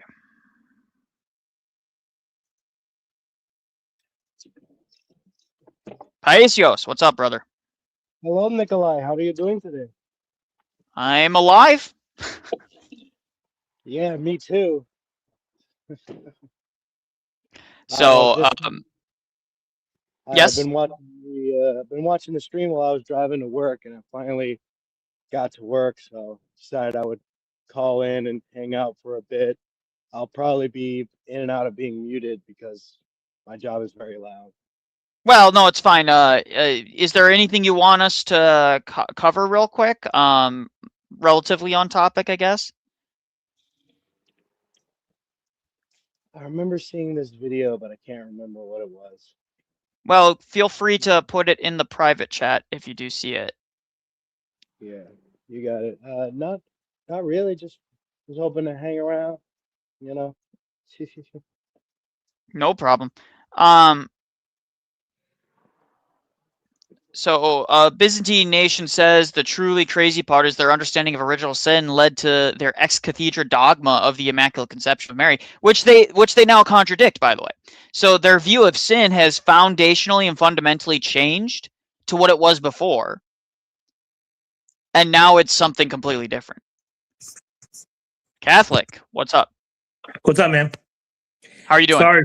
Sorry for the confusion. So no problem. It's you know, with words in chat, everything's broken up, and so you're trying to say something, and it totally gets lost in translation. So I no problem. Well, no harm, no foul. Unfortunately, English kind of theologically sucks. So, I'm sure that we could say love, but there's obviously multiple different ways and distinctions between like a brotherly love or like an agape love in biblical terminology. So Yeah. I guess that was the distinction. And theologically, we distinguish between like bios, which is Go where we ahead, get like biological, So like grass, is biologically alive, but it doesn't have the same sense of life that like Adam and Eve had when they were created. So when Satan tells Adam and Eve, surely you will not die, he kind of is switching the words. God means that the day you eat it, you will, like that Zoe life, die. And Satan is saying, surely the day you eat of it, you will not bios die. It's kind of like half truth. That's fair. I think that's. I mean, no Orthodox person I know would disagree with that. So I guess my question would be then, if Adam and Eve were created with this Zoe life, not just a biological life, but they were born with a Zoe life, meaning that they are united with God and they walk in the state of grace and friendship with God. My question would be, are we born like that? Are we born automatically united to God in that state of grace? Or do we have to be born again in order to receive that Zoe life that Jesus said he came to give? Well, there's multiple questions here. There's multiple things here at play, right? The first question is what do you mean by if you mean are we born bound to death? The answer is yes, we're born bound to death until Christ's incarnation, death, burial, and resurrection, right? And now there is a new ontological reality that we experience, right? And I think you would agree with that. Yeah. If you're talking about general grace, every human being, even the pagan, experiences a general sense of grace. So we can probably agree on that too. Yeah, but I mean more, there's enmity with God and then there's friendship with God. So are we born? So Adam and Eve were created in friendship with God. Are we born with that union and friendship with God? Not in the sense that we experience illumination or the nous is unclouded. So from the Orthodox perspective, our nouses are clouded, and so but God's grace is given to all people, and it is our duty to synergize our will with God's will. So everybody is capable of interacting with God's grace at any point in time based on what they've been granted by God, right? So not everybody is going to come to know Jesus in the same way that me or you know Jesus, right? But everybody is given some means in which they can interact with that grace.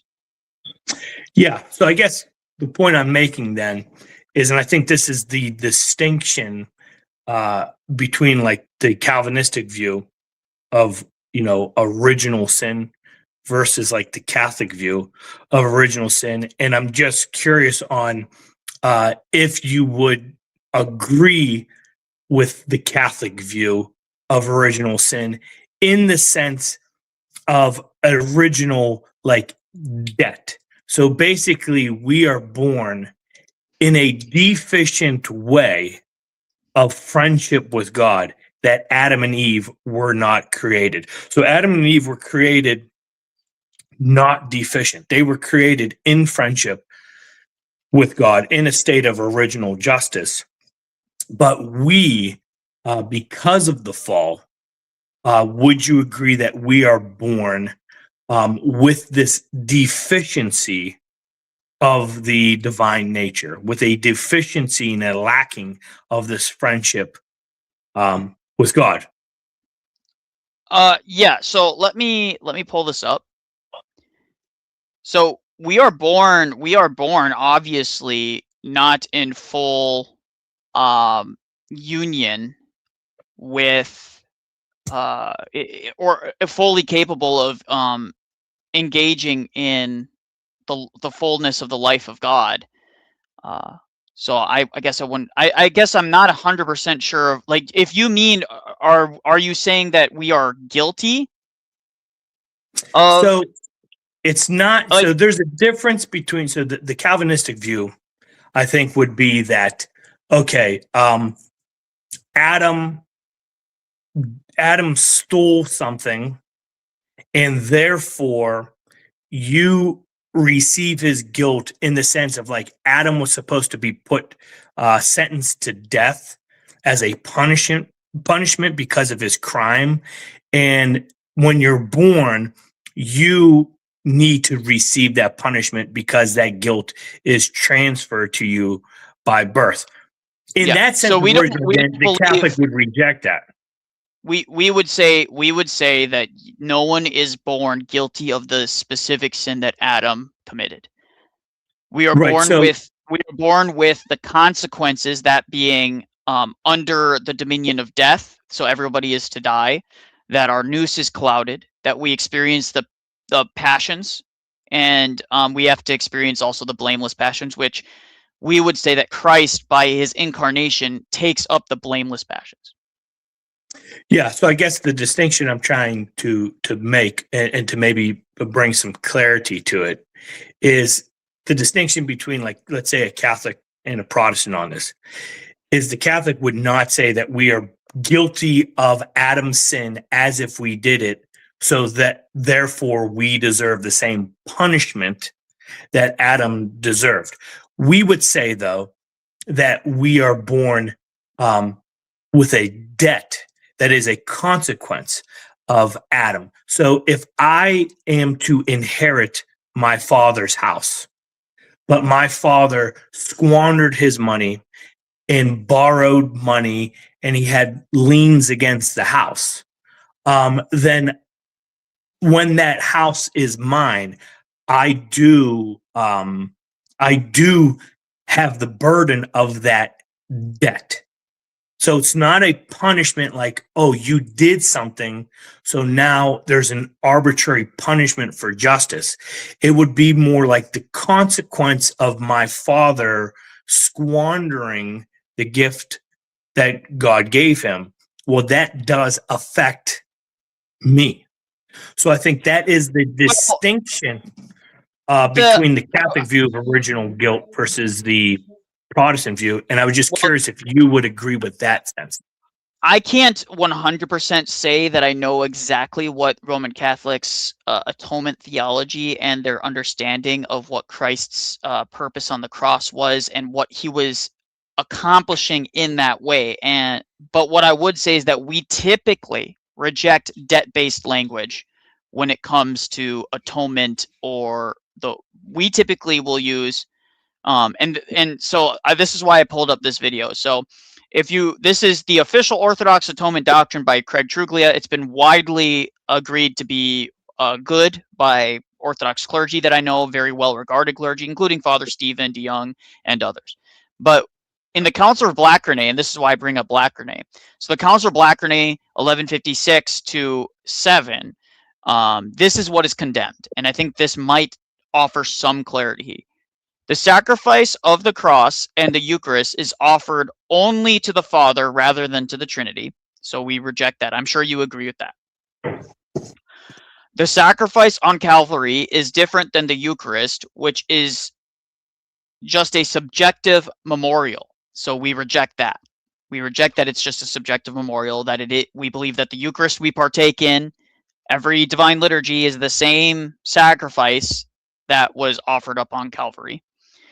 The sacrifice was some sort of exchange-based reconciliation at either the Annunciation and or the crucifixion. So we would reject a lot of this like debt-based language that is used. I would say that so in Western liturgical theology, the sacrifice of the Mass is a prayer offered to the Father.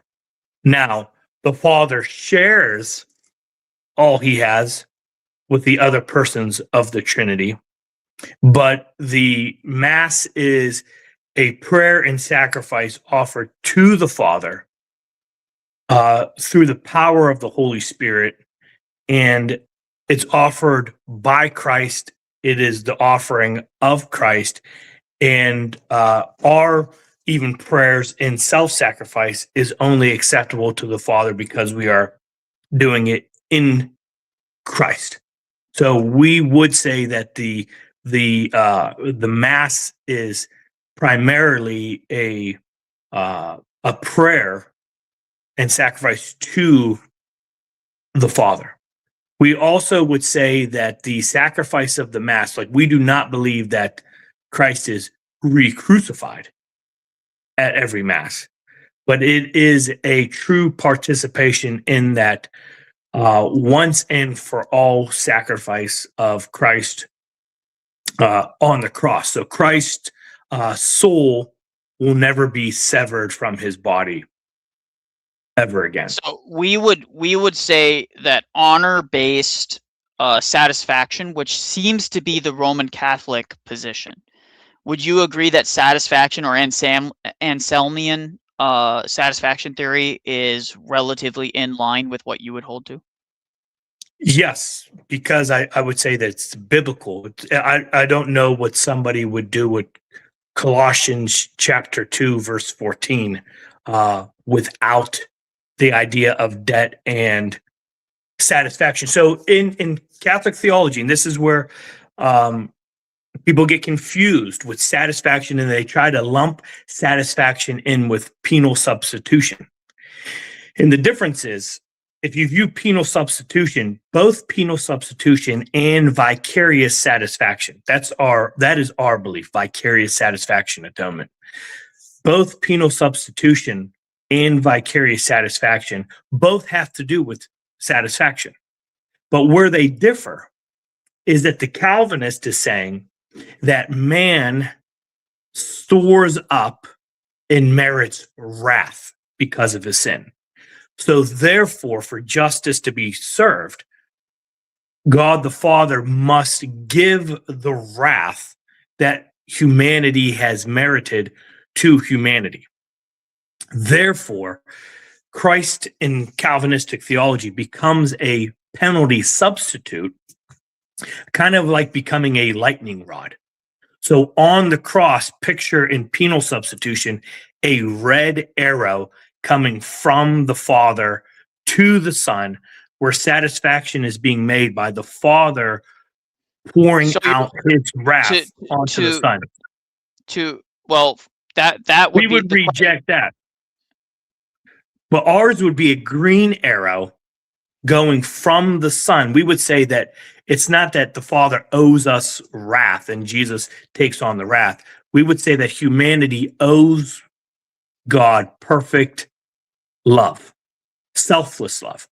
And we would say that Christ offering himself as a selfless, merciful sacrifice, he's actually giving to the Father.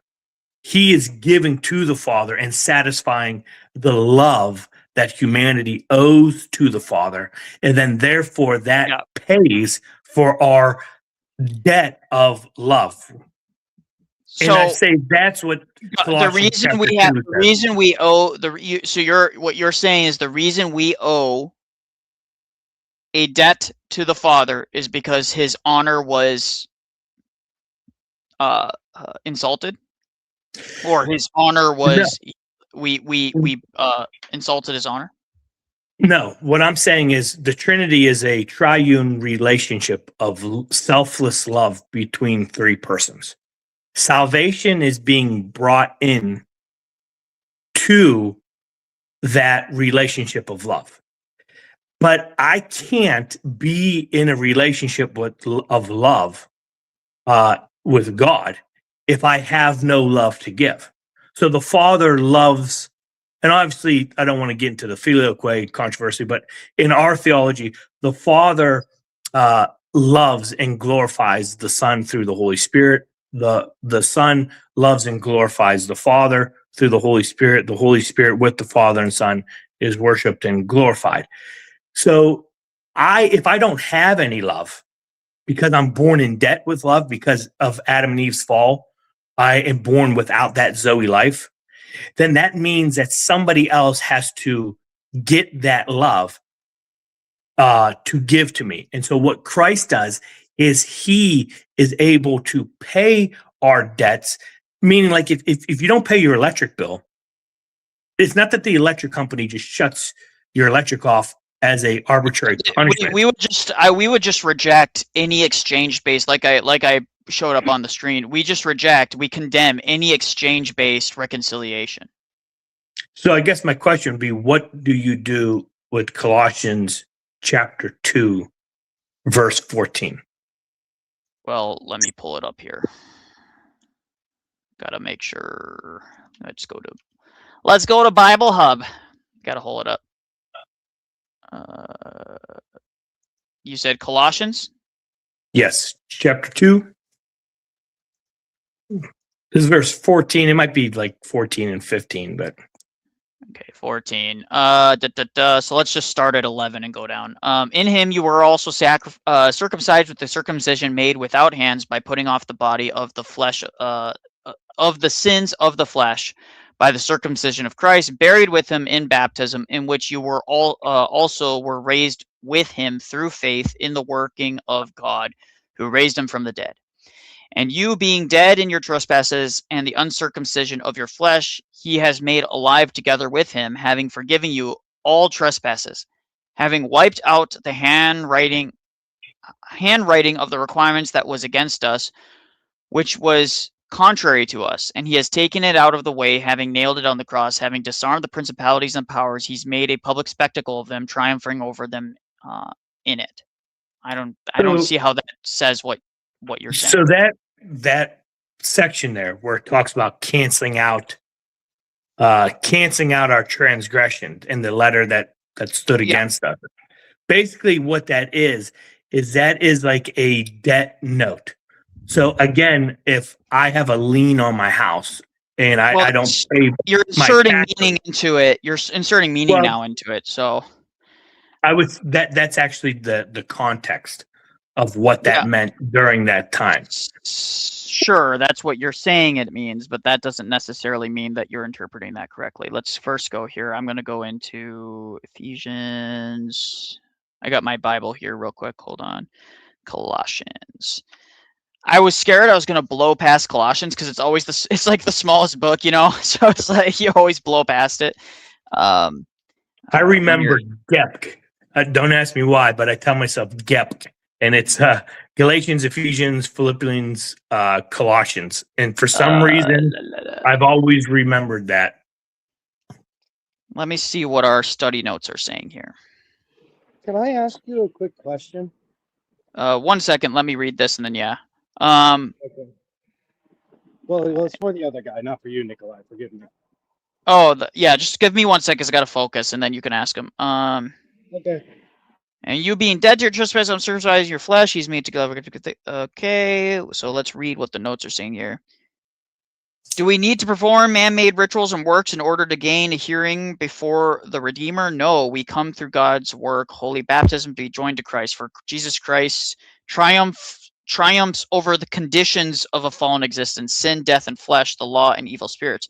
By his death and resurrection, in the Old Testament rite of circumcision, only a small piece of flesh was removed. In the circumcision of Christ, our baptism, we die to the flesh and live to God. And then it says here for the notes for 15, don't the dark powers still have the ability to take power over us? No, all of these created principalities and powers, the angels who have hidden powers behind the fallen human existence, are defeated by the resurrection. Even the law has been fulfilled and thus transcended.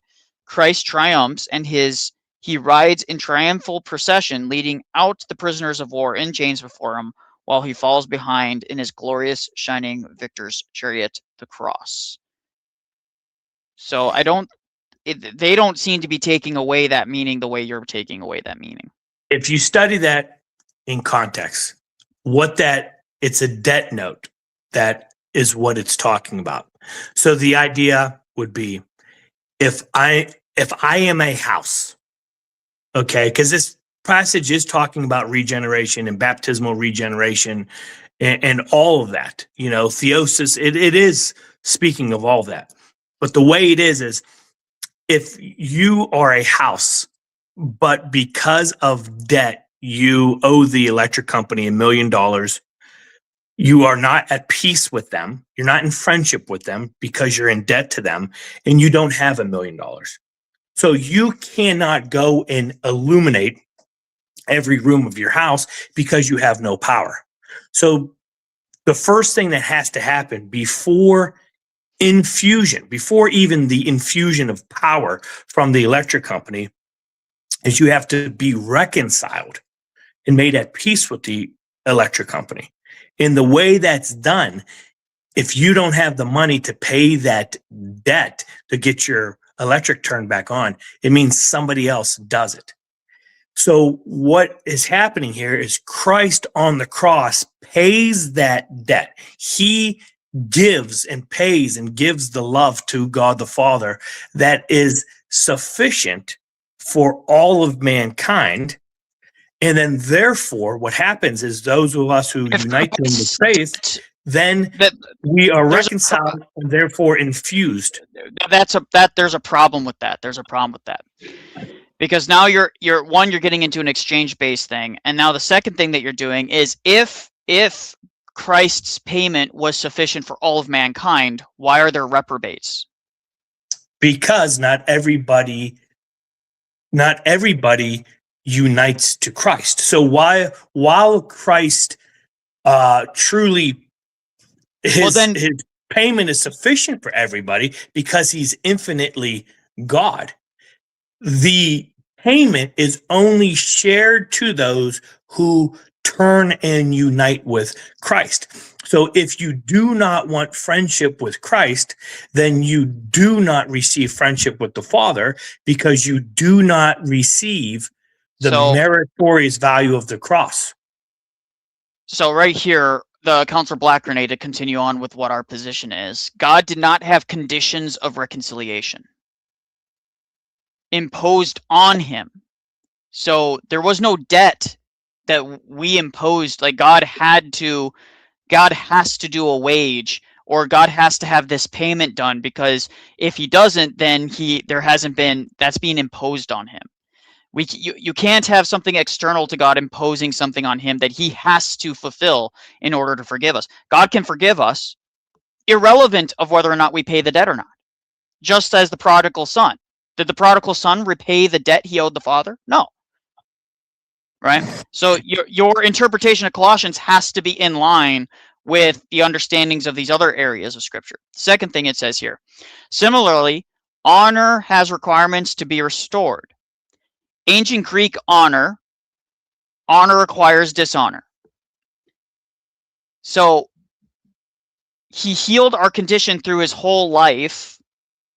And this is the mystery of economy. So we believe in the economic theory of atonement. Atonement is not transactional, but therapeutic. That is our position. So we believe in a therapeutic model of atonement. I would suggest reading St. John Chrysostom on Colossians chapter 2, verse 14. And I would say that he holds more of this. There is a payment of sins. And I think that that's how he's going to describe it, that Jesus pays for our sins. And where the Catholic and the Calvinist differ is we would both say that, yes, Jesus paid for our sins, but the Calvinist would say that the payment was wrath, and the Catholic is going to say that the payment was love. So that is how even sin can be also translated by some as debt. So we could say, forgive us our sins as we forgive others who sin against us, or, forgive us of our debts as we forgive our debtors, and so that's what I'm saying is Jesus gives his life as a sacrifice of love to the Father. And therefore, instead of the Father pouring his wrath out on the Son, it's the Son basically has his love poured out poured out of him as a sacrifice to the Father. And then as St. Paul says in Romans 5, then that means that the love of God is poured out into us. So what we are saying is that Jesus is the one who gave us, who gave power, his power on behalf of humanity, so that he can share that power in life, in resurrected life. But with again, us. you're imposing, again, you're just imposing conditions on God. You're imposing conditions on God. I think that it's just what Paul is saying there in Colossians chapter 2. We Somehow offer there's a debt note that was satisfied and nailed to the cross.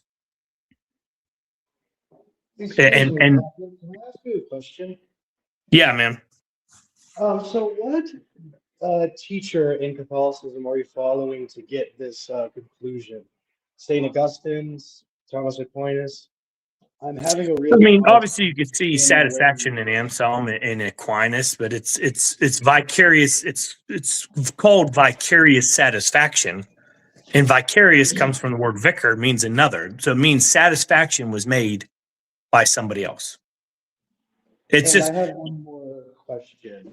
but to follow up real quick, one of the issues, I'm probably harder on Catholic YouTubers than I'm harder on anybody, because people convert yesterday and then they start a podcast and usually they end up, just kind of hearing the standard rhetoric that they hear from, the million Catholic YouTubers. And they end up like really not teaching, traditional Catholic teaching. Okay. But So yeah. What was the second question now? My second question is, why should I follow what St. John of Chrysostom says when I could follow what the actual councils teach and automatically proclaim them? Well, I mean, St. John Chrysostom, I don't think is, he's not just like Frank the Walmart greeter. He's definitely a pillar. But at the same time, there is a point where you could also read St. Paul, who in the scripture, which is, but you're Roman breathed. Catholic, brother. You're Roman Catholic, and we're Orthodox, and so we don't just read the texts and come to interpretations of those. For us, the highest authority are the synods and the councils, and for you, it would be the Pope. So you would have to appeal to an interpretation of the Pope today. So do your popes today teach this, or do they interpret it in this way? And so then you'd have to give us some sort of the Council of Trent. I mean, the Council of Trent. Yeah, but hold on. The councils are still subject to your pope. Your pope has authority to interpret the councils, correct? But our pope he has is the not authority to interpret. He has the authority to interpret and apply. Yeah, but the Pope doesn't just do stuff of himself, like just totally detached from the church. He is the church. Unification to the Pope, unity to the Pope's teachings and his decrees is what makes you Catholic.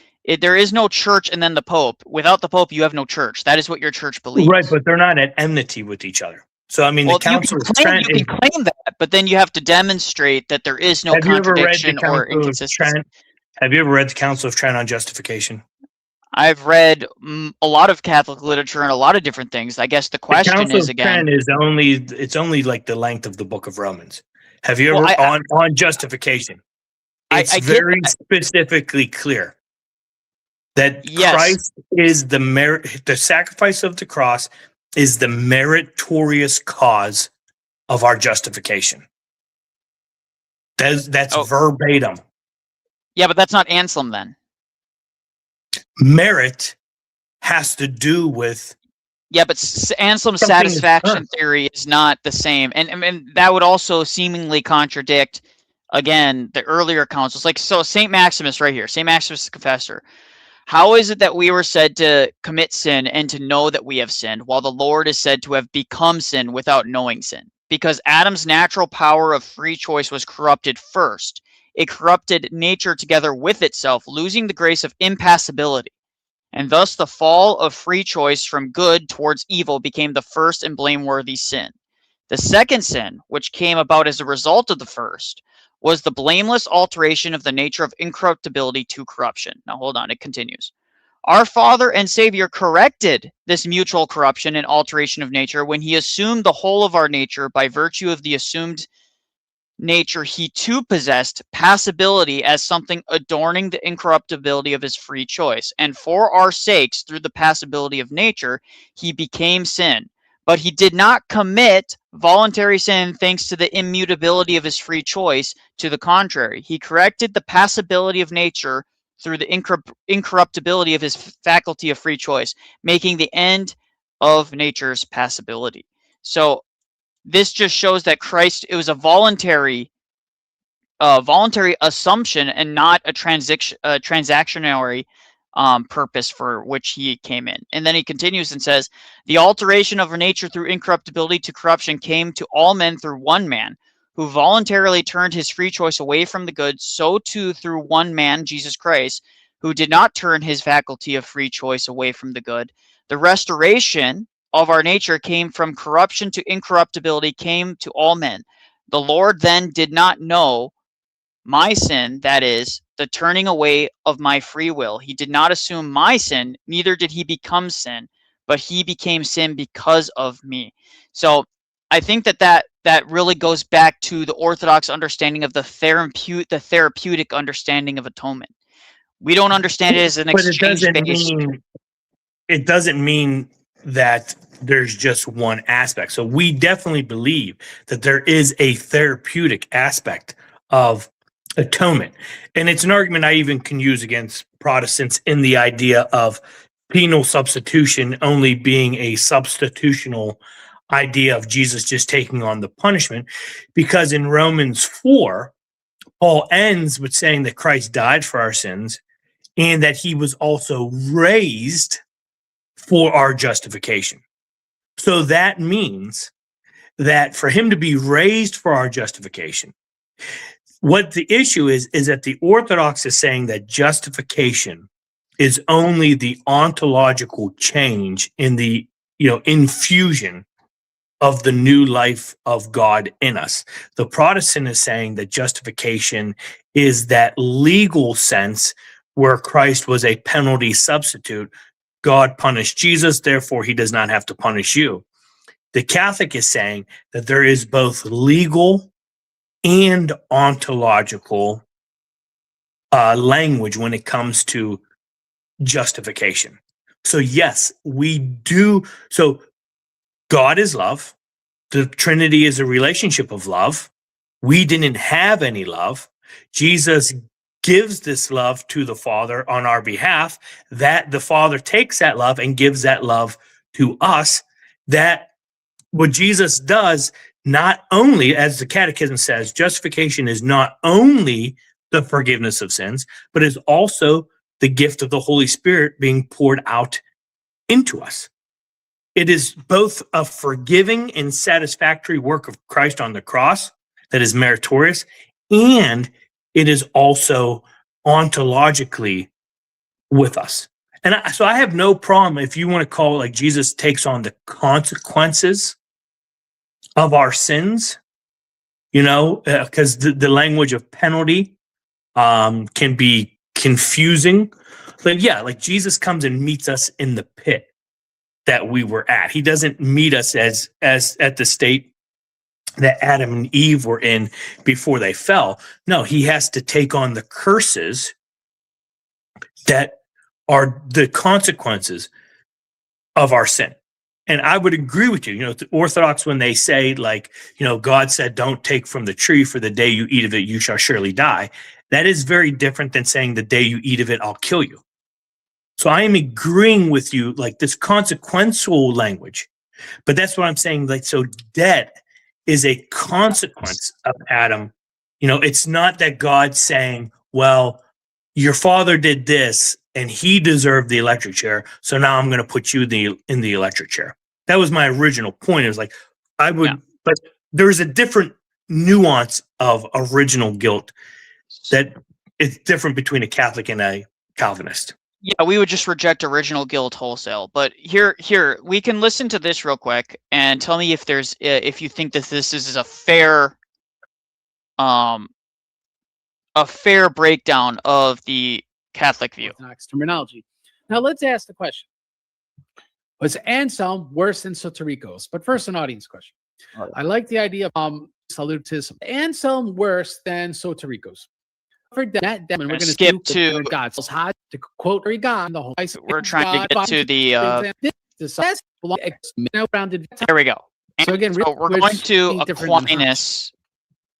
All right, now we got Thomas Aquinas, which I'll try to give a well-rounded view, and I would love comments. If there's more from Aquinas, more from Anselm, by all means, but we have to address where are they corresponding to the economic model, because everything I've seen in my investigation is they correspond to Charles Hodge, not to Nicholas and Mathone. Now, that said, Aquinas writes, justice considers the notion of that which is due, but satisfaction gives due honor to God, as Anselm states. So as we can see, Aquinas views himself as espousing the view of Anselm, and he defends Anselm. So if Anselm's wrong, Aquinas is wrong by default, because we are going to see that here. Yeah. He's defining justice according to how Anselm defines justice. Therefore, writes Aquinas, satisfaction is an act of justice. Further, no virtue save justice establishes equality between external things. But this is done by satisfaction, which establishes equality between amendment and the previous offense. Therefore, satisfaction is an act of justice. So Aquinas explicitly espouses the honor-based model of God's justice, which, again, we know is wrong. The radishes where the sun don't shine view of justice. In response to Anselm's definition is faulty, and that's a quote of Aquinas himself saying there's those who say Anselm's definition is faulty, like he does a question-answer format and objection format. He responds, he defends Anselm. Justice aims not only at removing inequality already existing by punishing the past fault, but also at safeguarding equality for the future, because according to the philosopher, punishments are medicinal. Well, that's good. Wherefore, satisfaction, which is the act of justice inflicting punishment, is a medicine, healing past sins, preserving from future sins. All right? So that when one man makes satisfaction to another, he offers compensation for the past and takes heed for the future. Accordingly, satisfaction may be defined in two ways. First, with regard to past sin, which it heals by making compensation. So the honor-based definition. The definition of Anselm amounts to the same, for he says that satisfaction consists in giving God due honor. So he quotes Anselm in this regard, where duty is considered in respect of the sin committed. Secondly, satisfaction may be considered as preserving us from the future sins. And as Augustine defines it, now, preservation from bodily sickness is assured by removing the causes from which the sickness may ensue. For if they be taken away, the sickness cannot follow. Hence, Anselm here, puts two things in the definition of justice: removal of the causes as to the first, and the free will's refusal to sin. So at least this definition of satisfaction is not purely honor-based, right? It also includes teaching us not to sin in the future. So like it has a therapeutic aspect as well, which is good. Someone says, what is my book recommendation going to be on this? They're really... Hold on. And he's going to go into audience question. So then he goes into Aquinas. I want you to know, so he's just breaking down where Aquinas agrees with Anselm. And now he's going to actually go down, what does Aquinas say on this? Merits pertain to indulgences for Aquinas. There's an indulgence theology that's inherent here. But by suffering out of love and obedience, Christ gave more to God than was required to compensate for the offense of the whole human race. First of all, because of the exceeding charity for which he suffered. Secondly, on account of the dignity of his life, which he laid down in the atonement. For it was the life of one who was God and man. All right, so the merits are acquired by his whole life, but the atonement by his death. Thirdly, on account of the extent of the passion and the greatness of the grief endured. The sacrifice properly, so-called, is something done for the honor that which is properly due to God in order to appease him. This voluntary enduring of the passion was most acceptable to God as coming from charity. So voluntary as in like Christ's volition to be willing to die, not this larger aspect of him not having to die. Therefore, it is manifest that Christ's passion was a true sacrifice. Now, Christ made satisfaction, not by giving money or anything of the sort, but by bestowing what was of the greatest price, himself, for us. And therefore, Christ's passion is called our redemption. Would you agree with that from Aquinas? Yeah, so righteousness and justice and charity can really be synonymous terms in Catholic theology. So God's love is his justice, right? Because God is love, God is just. It's the same thing. It's just different ways of explaining the same thing. So to not love God is to be dead. It's to not be in relationship with God. The consequences of not being in relationship with God is death. And not only is that the consequences, but that is also, in a sense, it's just, because God is the source of love, and to not be in relationship with him is justly so death. So what happens is, since we don't have love for God by nature, when we are born, we are not born in this loving relationship with God. That's the original guilt that I'm talking about as a Catholic, that we don't love God. It's a deficiency.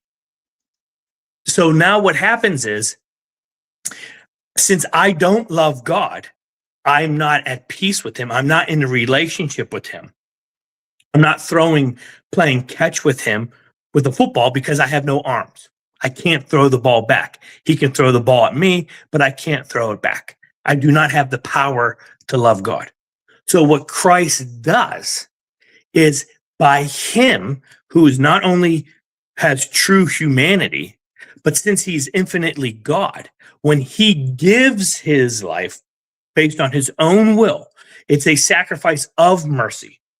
When Christ gives his life as this act of the greatest act of love ever done on behalf of humanity ever, he gives this love to the Father on behalf of humanity.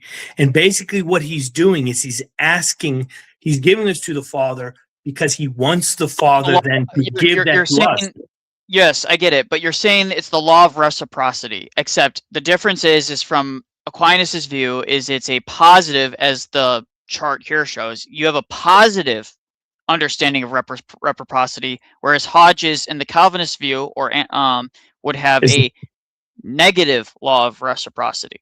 You remember at the beginning when I told you the difference is Calvinists picture a red arrow coming from the Father to the Son. We would reject and in both. our view, a green arrow. We would say the law of reciprocity is insufficient to understand the atonement. Penal language is not subject to anathema, but it's certainly the law of reciprocity and the law of exchange-based models are anathema from our view. Well, and I understand that, but at the same time, though, it must be understood that we don't just stop short of like, oh, Jesus died for the world, therefore everybody is saved. Like, no one says that. We believe in synergism. We believe in synergism, so it's still a requirement for us to synergize our will with God, with Christ's life. But that's not exchange based. That's just saying that's Christ healing our faculties and our ability to actually engage with that. It's a cleaning of the news. Yes, but we would just say that healing aspect, which is the love of God being poured out into our hearts, as St. Paul says in Romans 5, we're saying that love is poured out into our hearts because that love was poured out of Christ on the cross, and that love was poured out and offered to the Father. And it's not the Father pouring his wrath out on the Son, but it's that the Father then pours that love out onto us. And this is how people who were totally in debt, who had no love for God or for neighbor, can all of a sudden be and walk according to the Spirit, because Christ on the cross enabled for humanity to receive this love of God, the very life of God infused into us. Hold on, I got a couple people asking questions here real quick, so let me get to that. Got a super chat. What are your views on St. Peter Mogilla's catechism? Well, he's not fully accepted across all jurisdictions yet. I heard Jay said it's just using Western language to define Orthodox concepts. I generally agree with that. I think that there might be even some small errors in not understanding what some of these things meant. And I believe that the catechism was revived before being accepted in 1642 Synod. Yeah, I mean, that's generally what I would say. Thank you for the 20, brother. God bless you. And yeah, 100%. Yeah, you know, it's one of those things where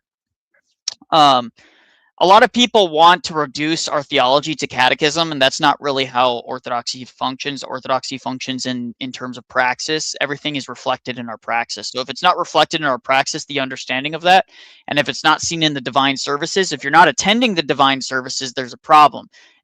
All of our theology can be found in the divine services. You want to know about our theory of atonement and our theory of all these things? Go to the Paschal divine services. Go to Sunday, go to divine liturgy, and if you can, go to multiple services a week, and attend all of the different Pascha services from the 40 days of fasting. Attend all of those, and if you listen and pay attention to the services, you'll hear everything that you need to know about that. What does Christ need? And then mine says here, what does Christ need to heal if everything's fine? No one ever said everything is fine, so I don't. Yeah, that doesn't follow.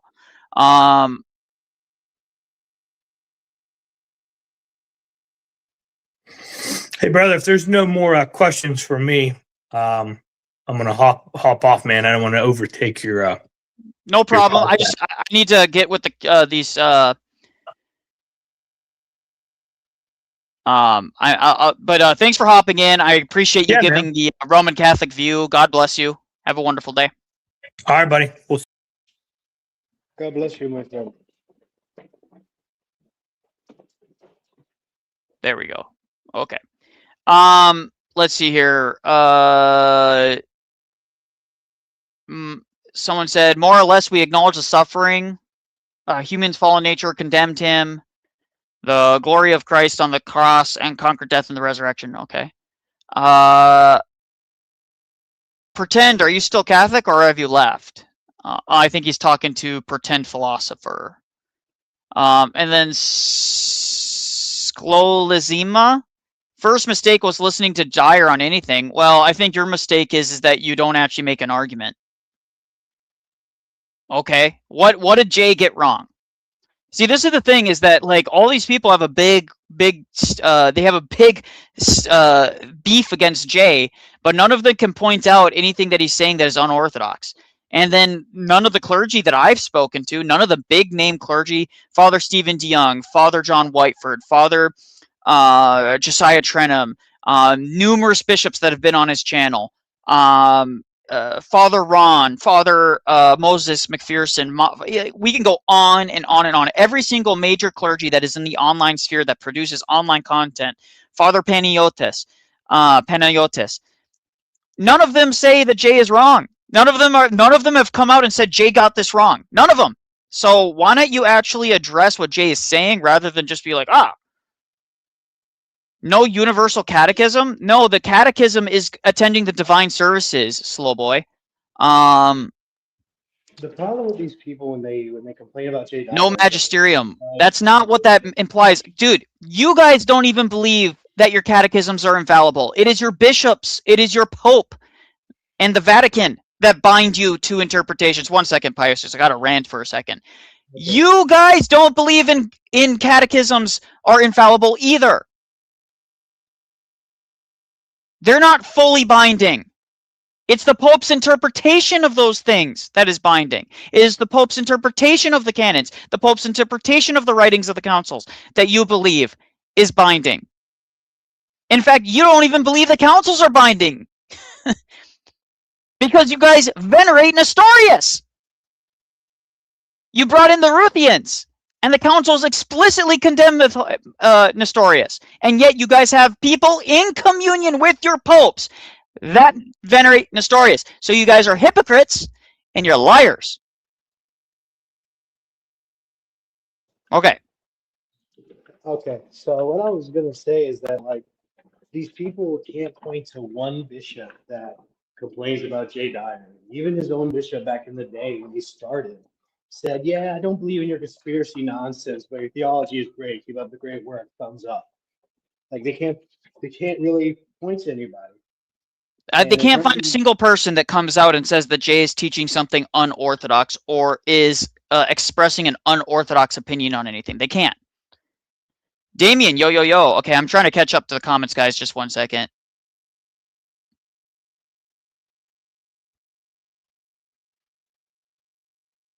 Thank you. So Caesar, who is Catholic, I believe, says, yeah, the Catholic catechism is not infallible. Thank you. Well, they should know better. Maybe correct. Maybe if you guys actually catechized your fellow Roman Catholics better, you guys wouldn't have all these errors going around all the time. Catechisms change too, right? Yes, they do. All the time.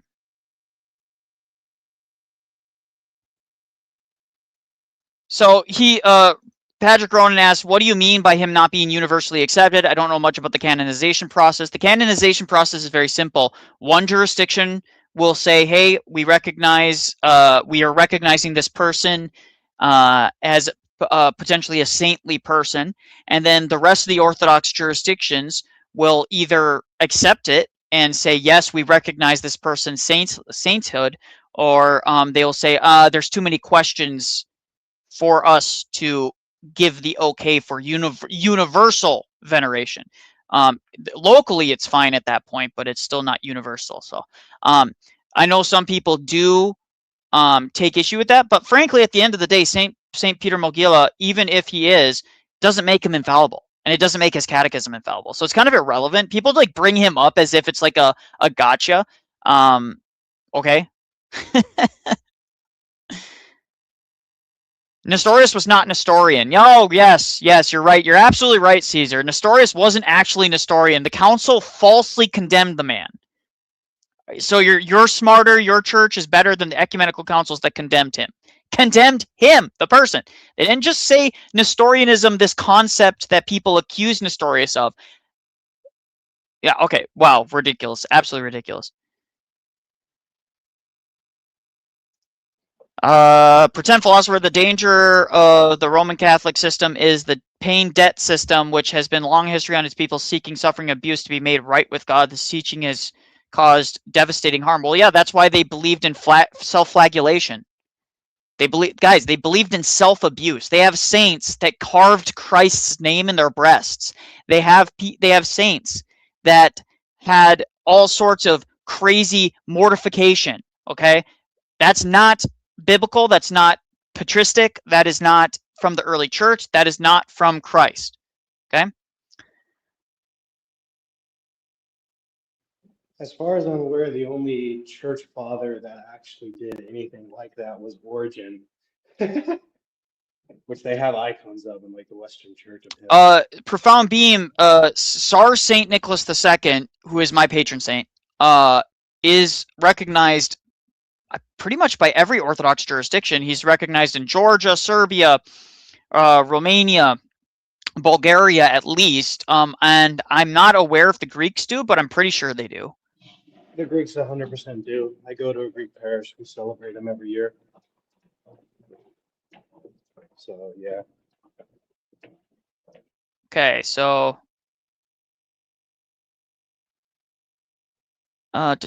biblical.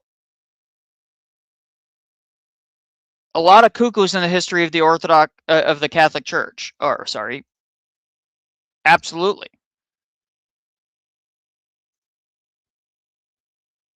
Also, the Catholic system condemns resting in God. No, I'm not joking. They actually call this a heresy. I don't know what that means, though. To say what does it mean to rest in God? So it depends on what you mean. That is very much a presupposition. So we had 2 or 3 ankle biter. Well, 2 ankle biters in the chat who proceeded not to to jump in. So, it is what it is. But no. So, long story short, we don't believe in inherited guilt. Okay. We reject exchange-based models. Mary Tolman, and somewhere in the middle are Anselm and Aquinas. And if I'm going to be honest, a little closer to Hodge than they really are to Sotericos. In all honesty. They're a little closer to Hodge because their therapeutic aspect is considerably truncated and pertains to this treasury of merits. Anselm is clearer because the treasury of merits really wasn't even fully elucidated yet in his day, how innovative that doctrine was. The law of reciprocity is intrinsic to all the men to the left of that line, and that is really the key and crucial error. Law of reciprocity is the intrinsic error of any system that is unorthodox. This is why we have the economic atonement. This is why Craig produced this video, to give a clear presentation of our view on the economic theory of atonement. We have 4 councils, 4 in the Orthodox Church, that explicitly break down our theory of the atonement. That's what he covers here. Council of Blackfriday is one of them. And again, as a disclaimer, penal language is not subject to the anathema. By all means, expound the atonement economically with penal language. So we will continue. The key is economically, though. Most people don't do that. It's hard for them to top Catherine of Sinai, the one who said Christ gave her a ring made of Christ's circumcision remains, and she said she literally was the bride of Christ. Yes, there's all sorts of histrionic saints in the Orthodox. Can I ask, do Orthodox like St. Patrick? St. Patrick is in the patron saint of Ireland? Yeah, he was fully Orthodox. He was fully Orthodox. A lot of monks love St. Patrick. I actually know 2 of them that are actually named after him. So Profound, this is more of a pastoral question, but I'll give you the answer that has been given to me, is that typically it's fine, but you should always go to your priest and say, hey, this jurisdiction has recognized this person as a saint. Is it okay if I also venerate them? And typically your priest will probably have no issue with it. Now, if it's a controversial figure, there may be, well, we're allowing the synod, our synod, to first kind of explore this ourselves first. So.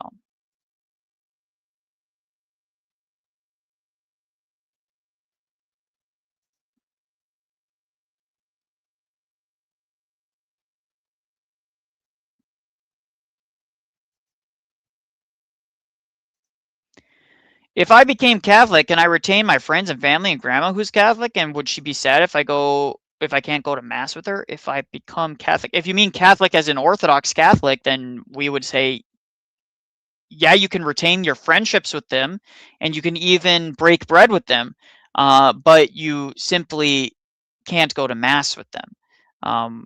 It's unadvisable. The only time that there are exceptions given is if it would be of great personal, like, how do you say, it would cause great personal issues, and you would that would be something you would talk with your spiritual father.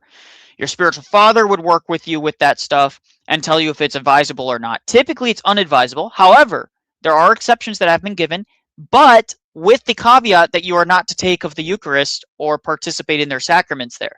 It would be advisable for you to silently go there with them and show minor support. But again, those are all pastoral questions. Those are questions that you take to your spiritual father and to your priest. And it should be noted that really Orthodoxy is the only apostolic church that has meaningful spiritual fathers anymore. We don't really, like, Roman doesn't really do spiritual fathers anymore. Not to the same degree that we do. Nikolai, Caesar is a tremendous troll that goes to each Orthodox channel and starts dumping nonsense like his Orthodox church communes him even though he knows he's Roman Catholic. I minimize engaging with him. I don't know if that's true or not.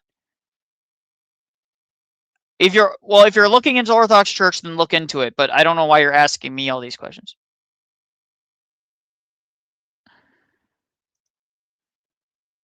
For a few good recent examples into this, look in the OCA with the Veneration Olga and the various Romanian saints recently canonized. Yeah, so there's a process. There's a process.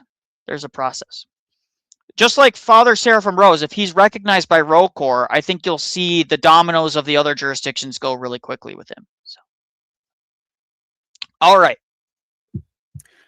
Is penal substitutionary atonement pop passages, right? The popular ones. It's claimed that even if it's not traditional, it's not Orthodox, the scriptures more plainly teach penal substitutionary atonement. Well, I'm going to put to death that claim because it's not true. Chat, what is your steelman of the Reformation? What would you say? I don't think you can really steelman the Reformation. I mean, at best case scenario is the Reformation is understandable based on the abuses going on in the Roman Catholic Church at the time. At best, that's what you can say. But in terms of their breakdown of scripture and everything else, no. Paisios, what did you want to say? Are not clear on that. Oh, I was going to say that at best, they're a bunch of schismatic weirdos that didn't understand anything. But I thought that would be mean. So. Yeah. Whatsoever. I give a list of scriptures, which we'll talk about. And these scriptures often ignore 1 Corinthians 15:56. If sin equals death, then the whole meaning of Christ's sin changes, right? So they do not teach penal substitutionary atonement without significant eisegesis, all right? We're going to find they more clearly teach economic atonement, but because you've never heard of economic atonement before today, which is why it never jumped out to you. A lot of language is conditioned by the culture. The culture has penal substitution, so people think these scriptures clearly teach penal substitution, but they absolutely do not. Now, I think the key to all this is 1 Corinthians 15:56. Excuse me, Nikolai, can we All right? pause for 1 second? And it's Go ahead. Wouldn't it also be that a lot of American Protestants also have just bad translations where they translate the text to more fit Yes. penal substitution and atonement? Yes, a lot of the language, even some of the Greek translations that are used, and in fact, the OSB suffers from using a bad translation of at the stage. The OSB even suffers, and Father Stephen DeYoung in his recent live stream with Alex Soren goes into this and how it's near the beginning when he joins that how the OSB is even using a bad Greek translation. Yes. So long story short, yes. Anthony, what's up? What's up?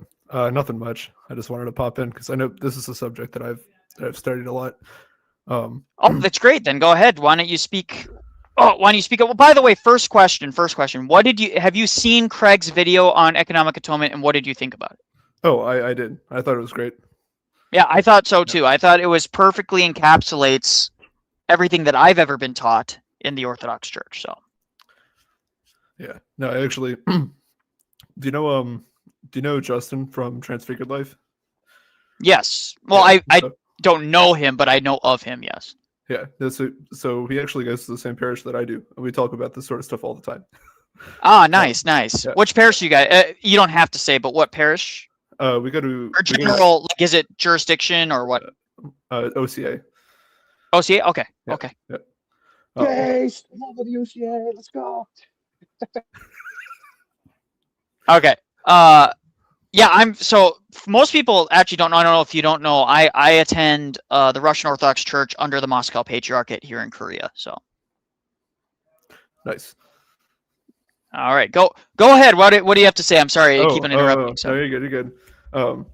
So I think the first thing to talk about with this is that when we speak of the atonement as economic, everything that has to do with economy is an image of like inner Trinitarian theology, and so like some of the more, I guess you say, heretical views of like that Christ was damned by the Father and stuff like that would have to, at the very basis, be an image of the actual internal relationship in the Trinity. And so if the damnation of the Father towards the Son is even economic, as some of them might say, or energetic, ultimately at its basis, it would be a break in the mutual indwelling or perichoresis in the Trinity, which is major. Like, that is massive. Yeah, and even the people that say, like, I got in it was like a 6-hour long Twitter space one time with some people because they were mostly Latinizer guys, and they were all like, it was like trying to pin Jello to a wall for them to ask them even basic questions like, when Christ died on the cross, was he punished by the Father? And they would say, well, yes, he was punished by the Father. What was that punishment? See, the question isn't whether or not everyone can agree there was a punishment, perhaps, right? Christ taking on human flesh, in a sense, is him lowering himself. That is him and the Trinity with one will deciding to take on that punishment. Things can be interpreted in many ways. The question is, what do you mean by that? And that's the problem, right? Is that they want to conflate all these terminologies that often have massive amounts of baggage with them. And that's the problem that I've had since the very beginning, right? So, anyways, continue, Anthony. Yeah.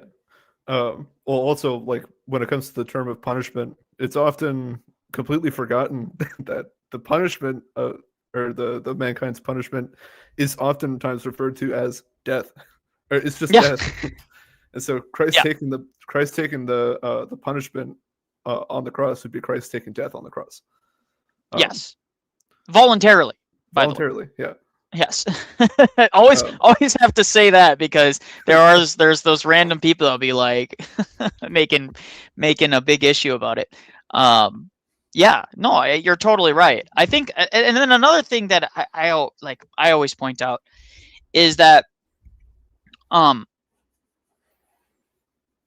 it's absolutely essential that the will of the Son and the Father are in union and unified in this manner. Like, to say that, and I think Father Stephen DeYoung goes into detail on this as well, and I'm sure you've heard this. The Day of Atonement, which is the precursor to Christ, right? It's representing what Christ is doing on the cross, but for the nation of Israel. But for Christ, it's human nature and all of humanity. For the Day of Atonement, nowhere and Father Stephen hammers this home all the time in all of his podcasts and in all of his books. Nowhere in the Day of Atonement is the sacrifice punished by God, nor is the scapegoat. Yeah, like the scapegoat just is the scapegoat. They just let into the wilderness. They didn't even punish it or kill it or anything. Well, who? Where's the wilderness? It's called Azazel, right? Mm-hmm. And that's where who dwells in Azazel? The demons, the devil. Mm-hmm. So if anything, the scapegoat is going off to the devil, and it is fooling the devil, right? It's like tricking the devil. Yeah. You know. So if anything, it's a commentary on Christ stealing and fooling the devil into taking a sacrifice that he shouldn't be taking, because it's going to cause the power of death to be relinquished. His power over death relinquished. So. Yeah, and I think this also, like, this doesn't just make like a Trinitarian issue if you affirm this, like the kind of Christ being damned on the cross kind of thing.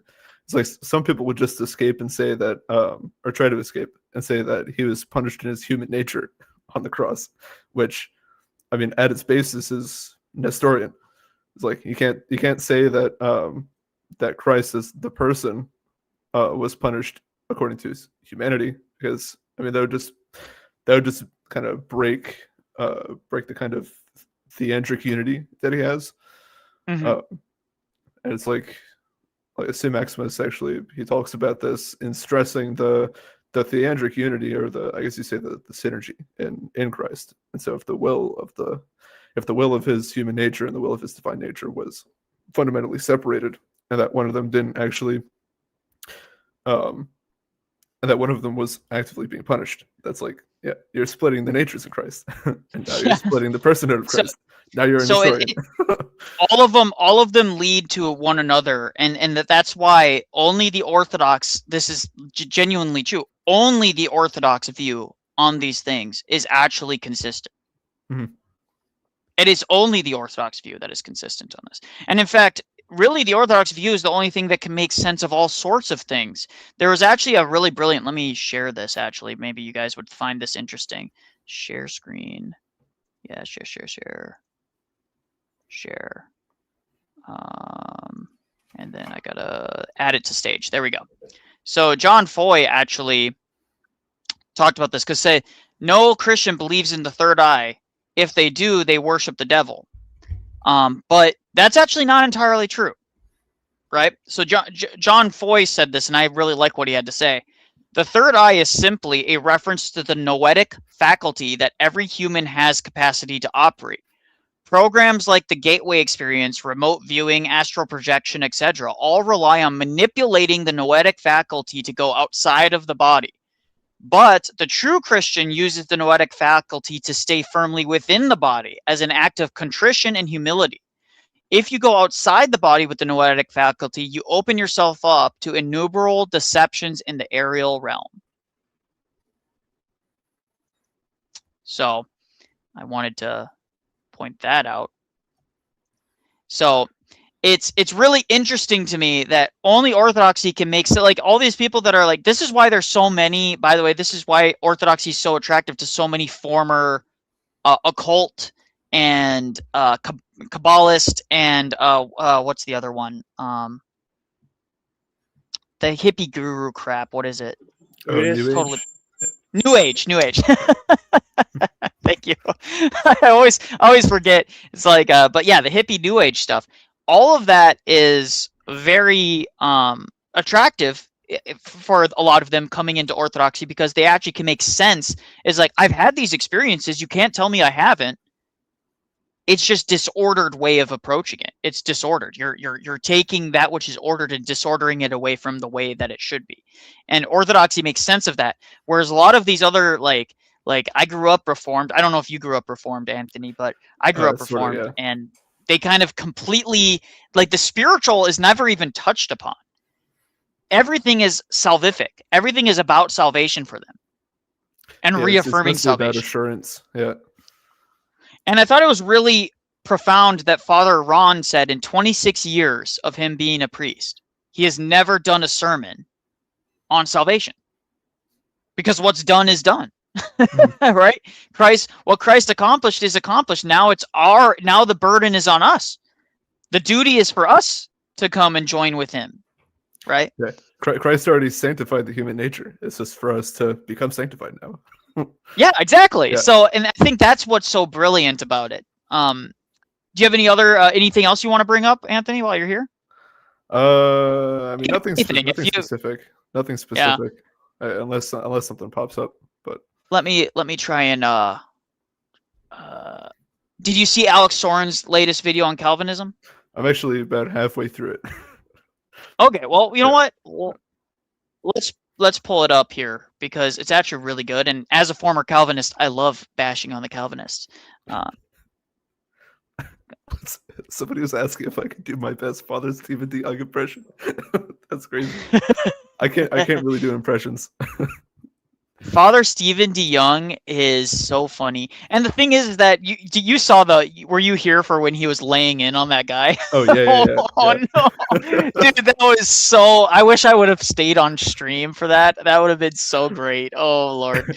You gotta go to your bishop and get penance for this.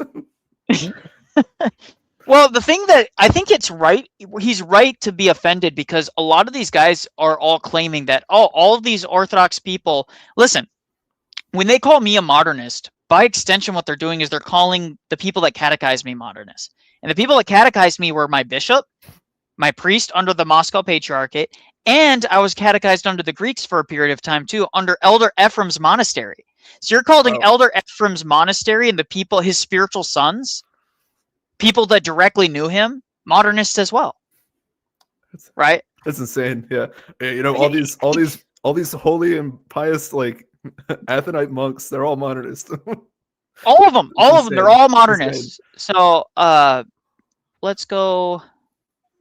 You don't understand, guys. Unless you're a part of the genuine Orthodox Church of Ukraine, you're not in communion with the universal church. So true.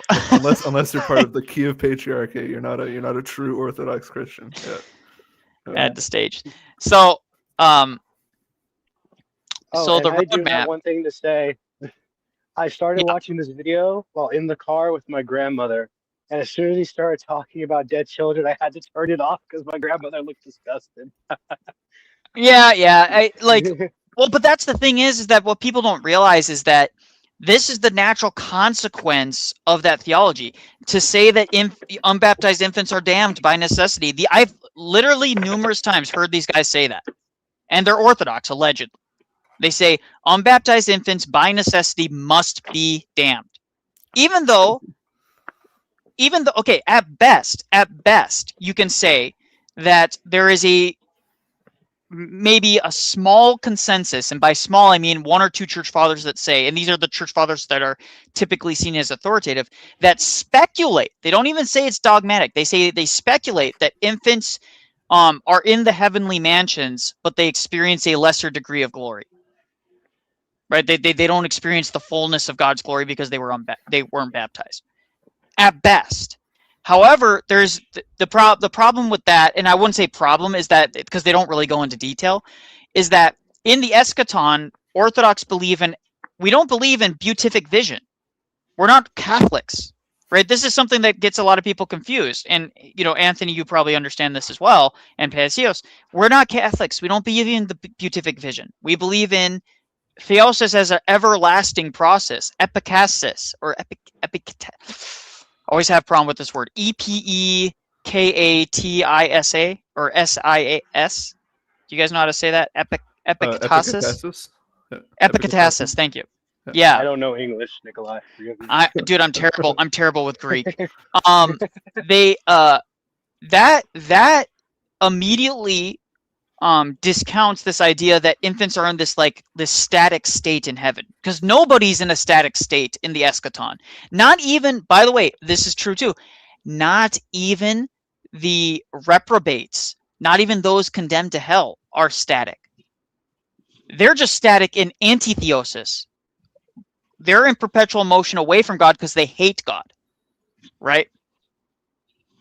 Now, what does that mean? Do they suffer? How like, what do these people experience? Are they happy being away from God? Maybe. They may very well be very joyful in the sense that they hate God and they're happy to be away from his presence. But that doesn't necessarily mean that they're suffering in the sense that God is sitting there going, ah, you know, like pushing down on them. Yeah, See, there's this idea of hell. Little demons with pitchforks poking them or stuff like that. Yeah. The eschaton is not explicated with detail. That's the point, right? We know generally that the experience is going to be like for a believer standpoint, it's massively preferable to be in the presence of God than not to be in the presence of God. That's one thing we do know. But some people don't want that. And they hate God and they despise God for it, right? And so that's the thing that we need to always remember. And so these guys always discount that. They're always trying to find a way around that. So hold on, we have somebody in the chat. I'm just joining. Did Nikolai disagree with Craig? I thought he was good. I don't disagree with Craig. I think Craig is fantastic. I think that video is fantastic. Have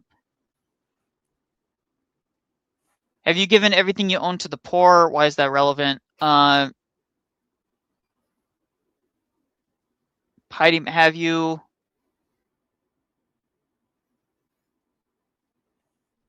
Okay, so yeah, no one's saying anything major, I guess. Okay. So let's. Well, to start, it's the first of. Is that too loud? By the way, is that too loud for you guys? No, it's actually too low for me. Okay, well let me. My audio issues. Doctrines: total depravity, unconditional election, limited atonement, irresistible grace, and perseverance of the saints. Now, in the future, I'll be making a video on each of these, but for today, total depravity is the Calvinist. And by the way, I cannot wait till he gets to these other ones. I personally cannot wait for these other ones because total depravity is the linchpin that all those others rest on, by the way. So.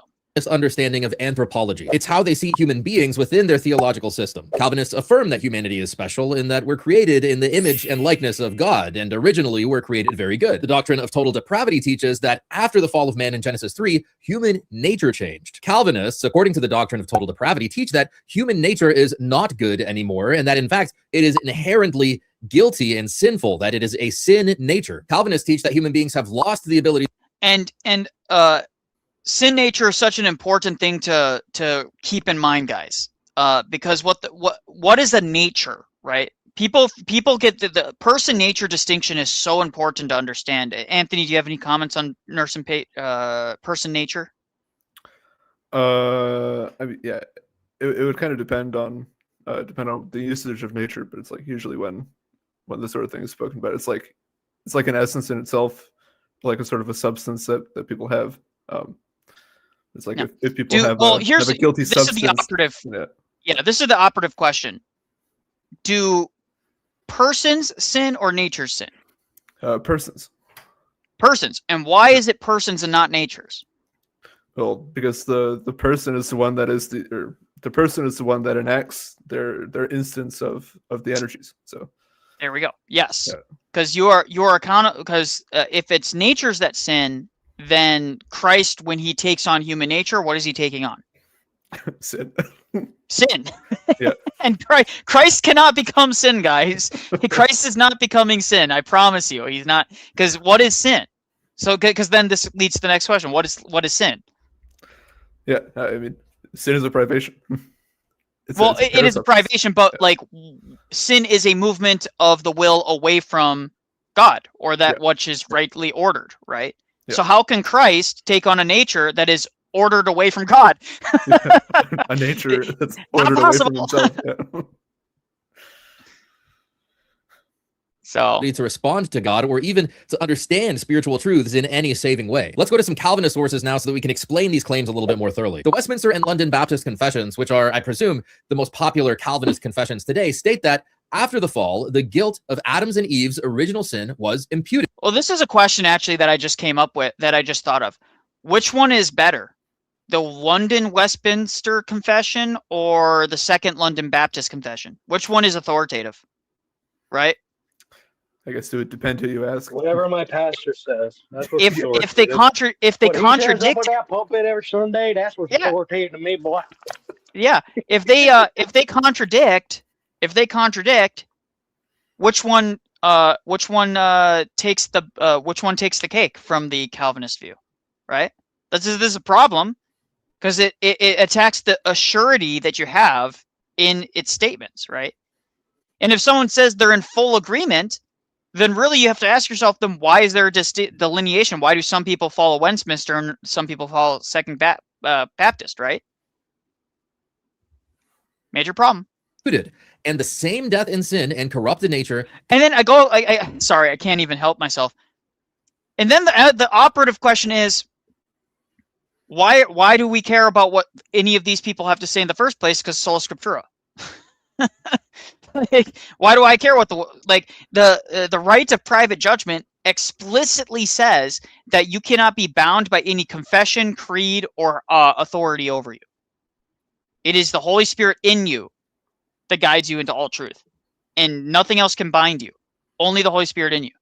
Conveyed to all their posterity. From this original corruption, whereby we are utterly indisposed, disabled, and made opposite to all good, and wholly inclined to all evil, do proceed all actual transgressions. Nonetheless, both original and actual sin bring guilt upon the sinner, whereby he is bound over to the wrath of God. Indeed, the most popular Calvinist confessions today teach that sin is not only something that you do or fail to do, it is that, but sin is also a defining feature of you as a human. Sin, for the Calvinist, is a property of human nature, a sin nature. Reformed theologian Herman Bavinck taught that if anything is certain, it is that sin is not an accidental phenomenon in the life of individuals, but a state and manner of life involving the whole human race, a property of human nature. R.C. Sproul Sr., like R.C. Sproul Jr., was a Calvinist theologian as well. Sproul Sr. taught in the top Calvinist seminaries like RTS and Westminster Theological Seminary. In his introductory book to Reformed Theology, Sproul Sr. says, "We are not sinners because we sin.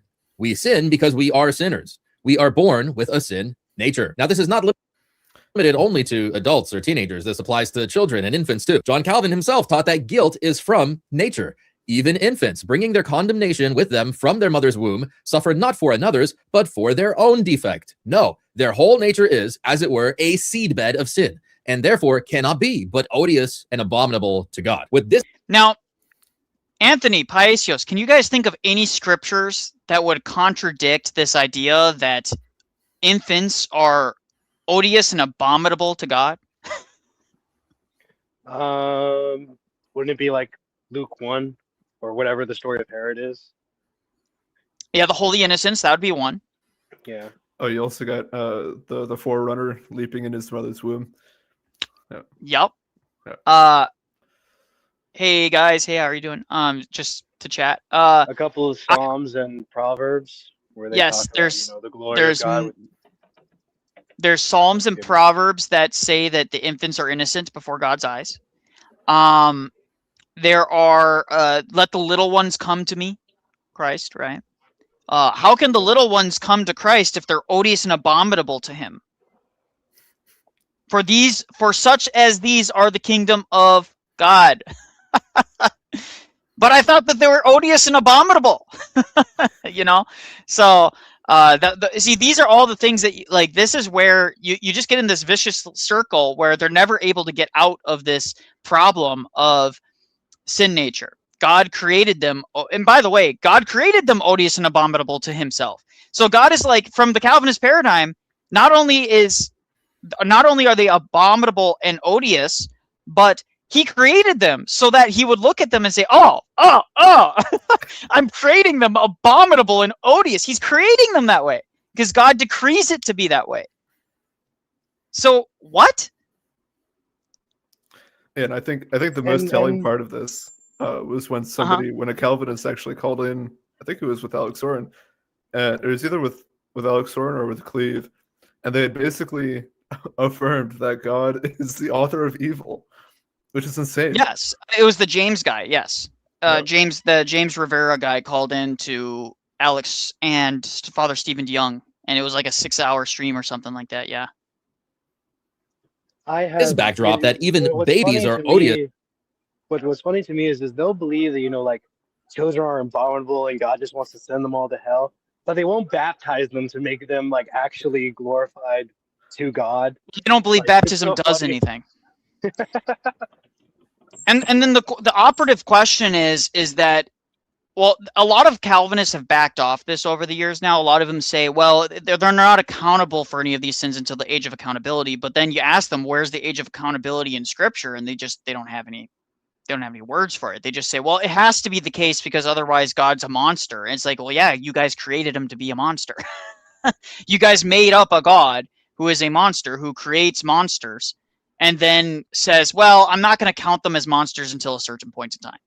It's just like completely incoherent. It's completely inconsistent. And abominable to God. The flawed reasoning behind R.C. Sproul Jr.'s tweet that little Pamela had received the judgment from God that she had earned, it's starting to become a little bit more clear. Young Pamela didn't have to do anything to earn God's judgment. She was guilty by merely existing. By simply being alive, young Pamela is guilty in the Calvinist view. So blatant. The most blatant problem. So we're going to go over to here where he actually goes through the biblical verses that problem with these doctrines is that they violate the scriptures on their face. Remember, total depravity emphasizes that humans are born sinful and guilty as a property of human nature. But what does the Bible have to say? Well, when the Israelites were sacrificing their children to demons, God declared, "They forsook me and alienated this place and offered incense in it to foreign gods, which neither they nor their fathers knew. And because the kings of Judah filled this place with the blood of the innocent." Wow. I thought they were odious and abominable. They filled the blood. They filled these places with the blood of the odious and abominable is what it should say, right? I mean, this is all you have to do is you just take their words and replace any time it says innocent to anybody. In fact, when it says David or when it says Job or Noah or any of these people are righteous before God's eyes, not really. That's God didn't really mean they were righteous. God meant that he imputed his righteousness onto them, though it doesn't say that in the text. Or they'll do what Redeemed Zoomer says and just say they didn't exist, like the prophet Job.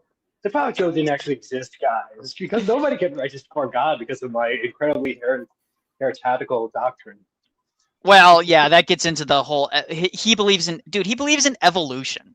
You can't get much more cringy than that. I mean, my goodness. I don't know what you guys think about that, but evolution is a heresy. Are you an evolutionist, Anthony? I am not an evolutionist. Okay. I've done too much study in like the whole like scientific side of things, especially with this, that I could never affirm something like that. It's so ridiculous. No, it's one of the most asinine, ridiculous theories that I've ever had the displeasure of having to listen to. It's terrible. I just don't get how anybody can hold to it. You know. Absolutely. I believe the Russian Orthodox Church will one day just condemn it outright as a heresy. The which one? The Russian Church, considering Father Sarah's work, and there was a biologist in Russia that actually created a 3-volume book on why it's wrong, and it's being translated into English. Yeah, it's gaining momentum in Russia, for sure. I don't think we're ever going to condemn evolution outright, frankly.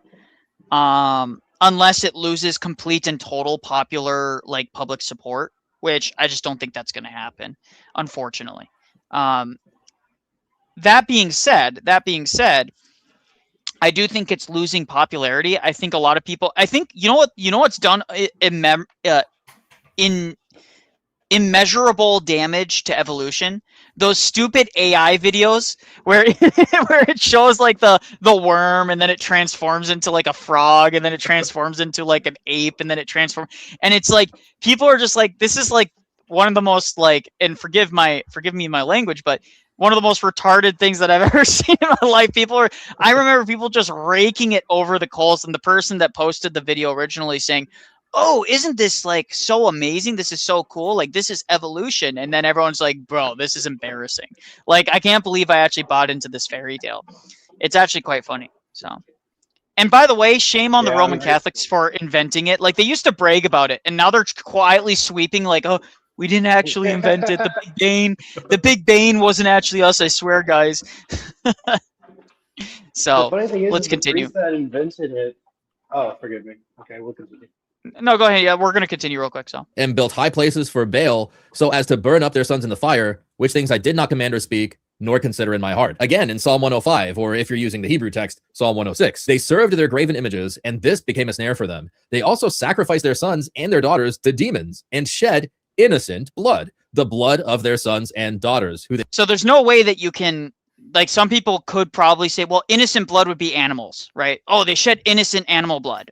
But then it explicitly says the blood of their sons and daughters, like right after. It's like, it's like God was saying, let me be abundantly clear that these people that were sacrificed are innocent. But the Latinizers, what would they say? They would say that these people are damned or deserve to be damned, right? They sacrificed. If you have anything to say, just say it, guys, by the way. There's no formality here. To the graven images of Canaan, so the land was polluted with their blood. Now compare this to the Calvinist confessions and theologians that say that we are born guilty as a property of nature. On its face, this teaching contradicts the scriptures. In fact, we have direct instances in the Bible of how God interacts with children. Christ tells us in Matthew 18 and 19, "Assuredly I say to you, unless you are converted and become as little children, you will by no means enter the kingdom of heaven. Therefore, whoever humbles himself as this little child is the greatest in the kingdom of heaven.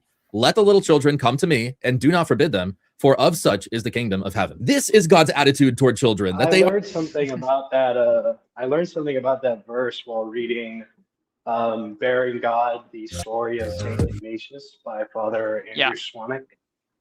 He says that actually it's a mistranslation to say "little children" because the Greek translates more accurately to like infants. So it wasn't just toddlers, it was literally infants that Christ was blessing on his. Well, I think I think it would be a both and, because the word can be used for both ways. So it can be toddler, it can be all the way up to like a small child. Like the word can be used for all of that.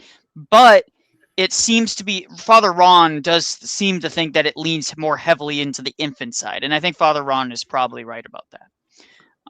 After the blatant contradictions with scripture, there is an enormous problem internal to the Calvinist theological system, with the teaching that unless you are effectually called or enlightened, you cannot understand any spiritual truths, at least in a saving way. Even if total depravity is true, there's no way for you to know it unless you're effectually called and enlightened, which you can't know. It's worth probably mentioning at this point that Gnosticism makes literally this exact same claim, that salvation comes through gnosis, i.e. special revealed knowledge. In fact, the Westminster and London Baptist confessions both teach that those who are not effectually called and enlightened, they may be called by ministry of the word and may have some common operations of the Spirit, yet not being effectually drawn by the Father. They someone entered the studio. Andrew, how are you doing? Hi, I'm good. How are you? What's up? Do you have a question? Do you have anything, comment? Do you disagree with anything? What's going on, brother? I just saw the title of the stream, Am I a Pelagian? And I jumped in. I'm Orthodox, so why would you be called a Pelagian? Oh, because I believe in synergy. Is that it? Well, I mean, why else would I mean, I'm Orthodox. So a lot of Orthodox people that hold to just basic Orthodox understandings of things are accused of being Pelagian, mostly because they believe in synergy, because we don't believe that it is that we don't believe that God creates us in a sense damnable. Huh. So you would, oh, I'm guessing like you're talking about Calvinists. Well, mostly Calvinists would accuse us of this. Though I don't think Calvinists always really truly understand what Pelagianism is. Hmm. So apart from Calvinists, maybe like Roman Catholics then?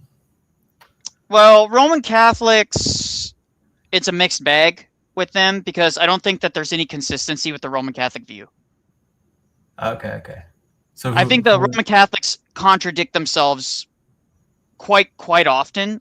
For example, they used to hold to that any infant that's unbaptized and outside of communion with Rome is by necessity damned. Now they don't really hold that. They hold to limbo and things of that nature. So I think limbo has always been like a thing for them. I'm sorry, say again? I think limbo has always been like a thing for them. Not really. Not in the early centuries, certainly. But they developed limbo very specifically to address the concerns of people that said, well, they specifically developed it because of their doctrine of indulgences and things of that nature. Really? And it's not technically official, like dogmatic, like you don't have to believe in limbo to be Roman Catholic. You know, something funny, there was this SSPX guy that hated John Paul II because he took limbo out of the catechism of the new one. Yeah. Well, that's just where I'm like that just goes back into what we were talking about before you came in, where like someone was arguing earlier that you guys don't have a infallible catechism. Well, neither does Rome. The catechism is entirely subject to what the Pope decides. The Pope can remove something from the catechism at any point, and it can be contradictory even, and it doesn't matter. That's what they've just done with the death penalty. Death penalty used to be totally allowable under the Roman Catholic system, and now it's considered now they've removed it and said that the death penalty is not allowable and is in fact wrong. So it just shows the inconsistency there. For the death penalty is what they officially call it now. Or at least that's what Pope Francis said. It was a sin against God in judgment. Yeah. Yeah, that is really a big problem for them. Because, I mean, SSPX, I don't know, like they're like in a weird state. But, yeah, like apart from like the Novus Ordites who, you know, they just follow the Pope without like knowing anything prior to like Vatican II. So it is kind of weird for them. But I mean, we have St. Peter Mogila's Catechism, which is pretty authoritative. That's not fully authoritative across all the like it's not authoritative as in it's like you read that and that's binding to your conscience, because for Orthodox what's relevant is the theanthropic body of the church. The bishops, the living bishops, are the ones that apply not just the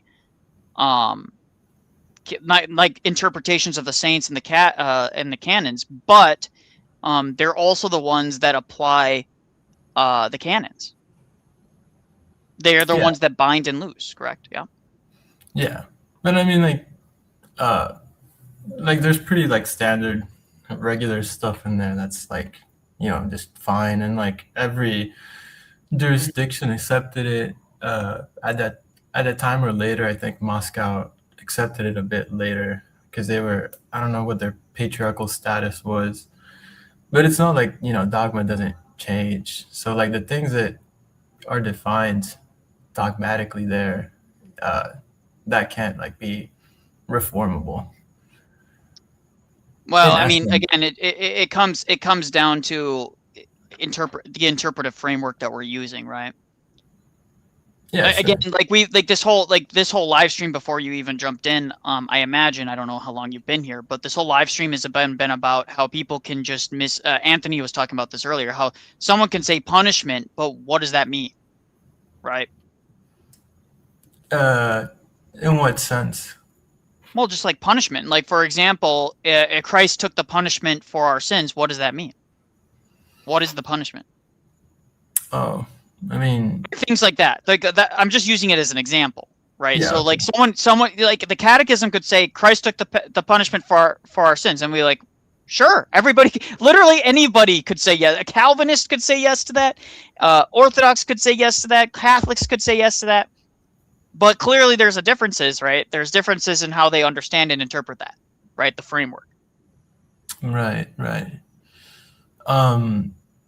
Yeah. So what do you think about, like, what would you have, if any, like disagreements with St. Peter Mogila's catechism? That's an entire catechism. That's huge. That's like a volume of work. So that's too broad to even say. And I wouldn't even say I necessarily disagree. I think like Father Stephen DeYoung and Jay Dyer and some other people have said is that a lot of the times St. Peter Mogila, the catechism often used Western terminology that would conflate certain ideas with what we believe or don't believe, right? So. Huh.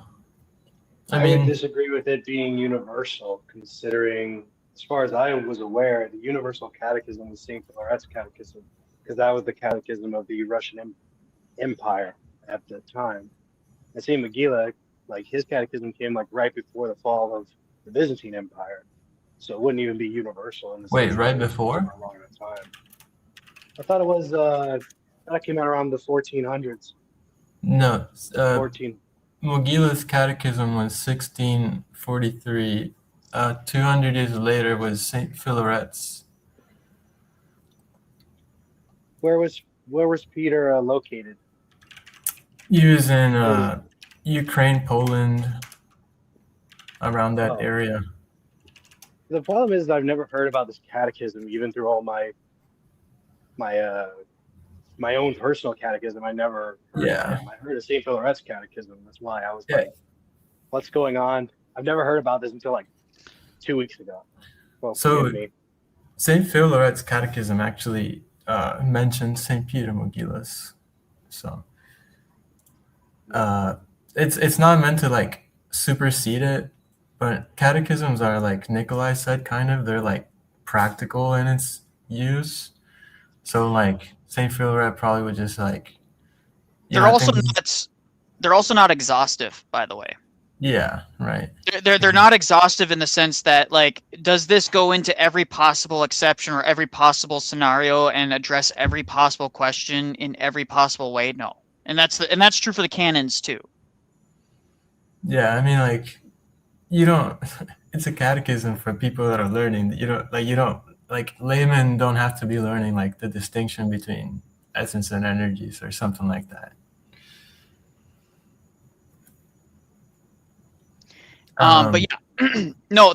I guess the main concern I would have is people that interpret it to have penal substitutionary atonement, or people that interpret it to have Augustinian or even more specifically Calvinistic or Protestant understandings of original sin and things of that nature. Like people that interpret it to have those meanings when it's blatantly not an Orthodox way of thinking. Yeah, we definitely don't teach. I see total depravity refuted. We definitely don't teach total depravity. But even Callisto Swear in his book, The Orthodox Church, says that St. Peter Mogila's definition of original sin in his catechism is Augustinian, and I don't think that's an issue. Well, the problem you have with Timothy Ware is that he's not authoritative. He's not even he's in a blessed repose.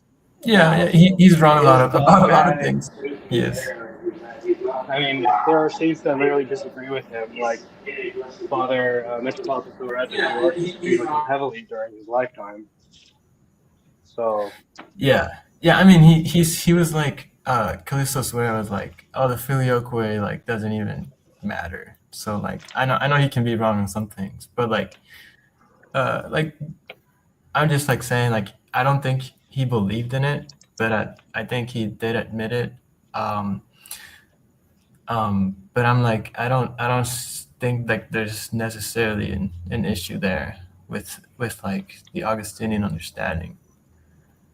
Well, Well, the the problem Augustinian is- understanding is the Calvinist understanding, brother.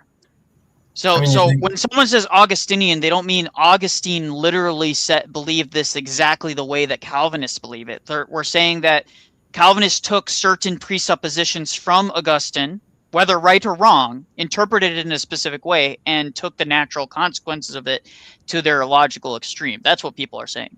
People aren't saying that Augustine taught exactly what them taught. Even Father Stephen DeYoung, who just talked about that the other day, even St. Augustine doesn't believe the Calvinist view of these things. So Yeah. Well, obviously, when I say Augustinian, I mean like pre-schism. What? sure. So, but by the way, eggs. I'm just gonna say eggs. I guess eggs, eggs or eggs. Short, yeah, it's short for a complicated Italian name, so I say Aggs, AGGS. Okay, It's cool. like Okay. eggs with an egg. Yeah. Cool. Oh, and before we move on, I did want to say that forgive me for my ignorance on the St. Peter Megillah Catechism. I don't know a lot about it. I kind of just That's assumed. fine. Forgive me, guys. No, don't worry.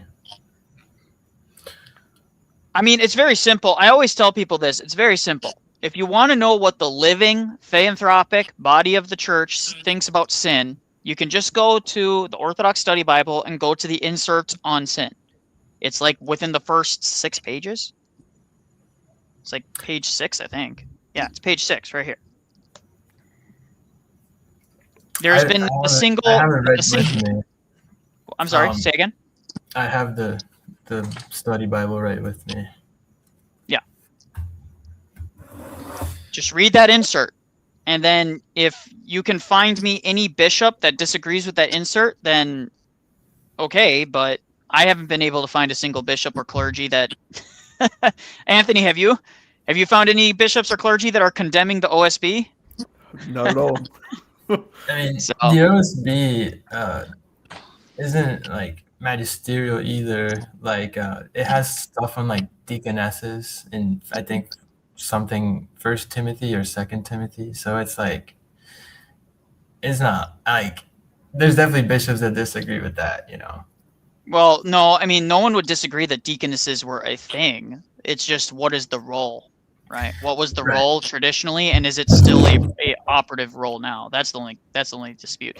Ags, do you have anything you want to chime in on real quick?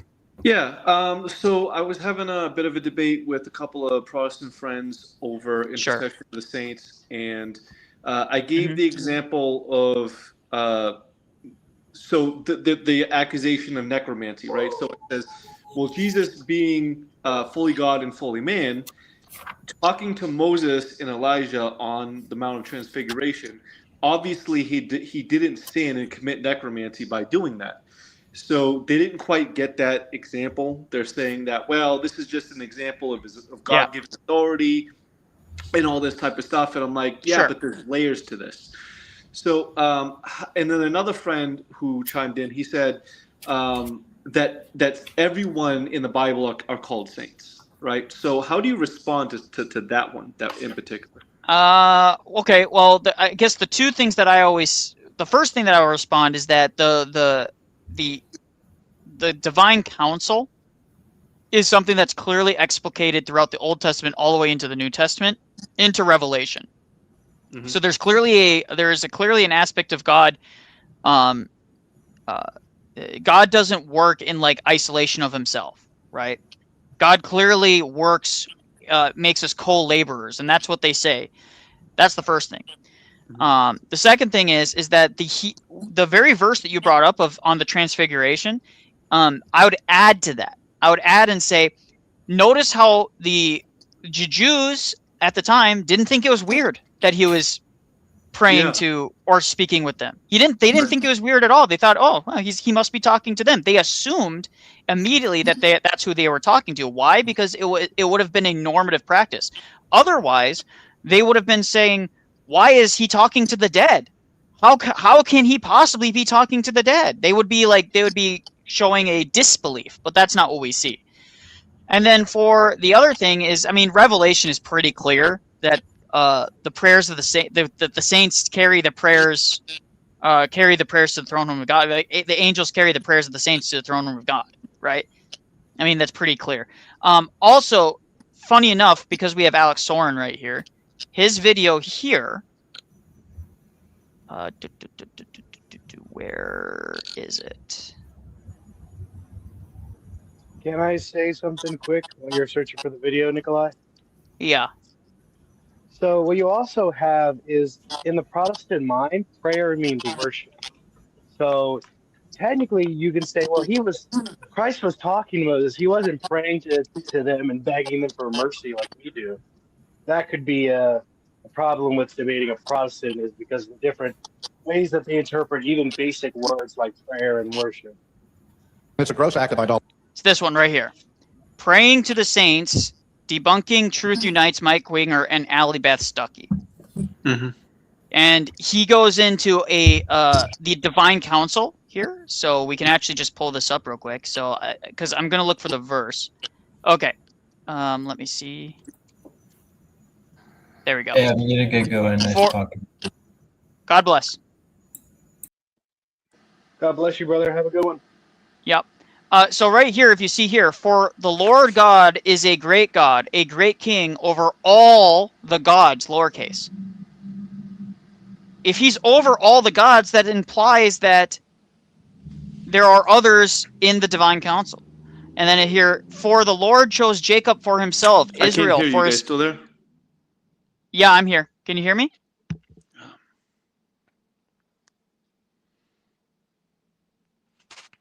Hello, can you hear me? Testing, 1, 2, 3. Eggsy, can you hear any of us? Can you hear Nikolai or myself?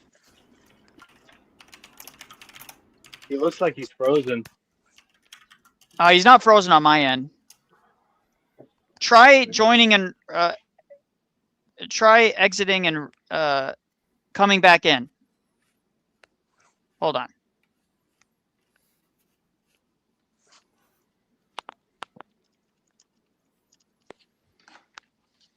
Okay, 1 second. Anyways, we'll continue this real quick here. For the Lord chose Jacob for himself, Israel for his special treasure.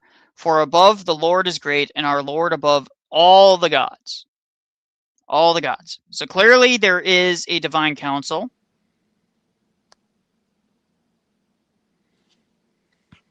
Can you hear us now, Egg? Oh, you know what? I'm just going to remove him real quick. Add him to stage. Can't hear? Oh, you know what? I'm just going to remove him real quick. Why don't you, Eggs, why don't you exit the studio and then come back in? So I'll kick you from the studio. There, come. Then he can rejoin. Anyways, so I don't know what Andrew's problem was. I don't know what he was trying to get to. I think what Andrew was trying to get to is that he basically wanted to say that we believe in, fully believe in everything that St. Augustine taught ever, anytime, at any point in time, which is kind of funny to me because St. Augustine taught so much, sometimes completely contradictory to each other. So like you can read, if you read St. Augustine in chronological order, he actually contradicts himself from his earlier time. So can you hear me now? Yeah, I can hear now. Yep. All right, great. So did you hear the part where we were talking about the whole counsel of God? Yeah, that beginning part, yeah. Yeah. So those verses are vital. So here's another part. I saw the Lord sitting on his throne and all the host of heaven standing by his right hand and on his left. Is this Revelation? No, this is three kingdoms. Okay. One spoke one way and the other spoke another way. And then the Spirit came forth and stood before the Lord and said, I will deceive him. And the Lord said, in what way? Right? So there's all the divine counsel is clear in that. There's clearly a God does not operate in isolation of himself. He clearly has a mode in which he relies on this. So this video right here, if you want to get a bunch of really good arguments, this is where you go. Praying to the Saints, debunking Truth Unites, Mike Winger, and Allie Beth Stuckey by Alex Soren. It was about 2 months ago. Very popular, very good stuff.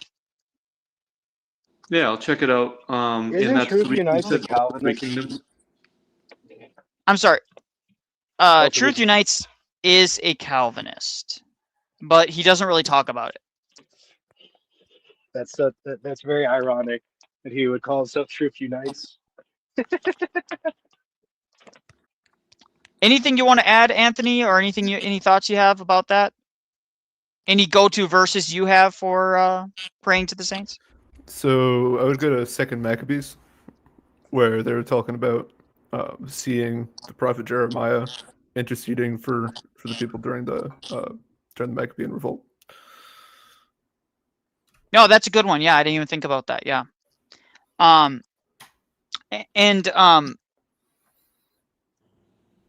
think that it should be noted that we see angels in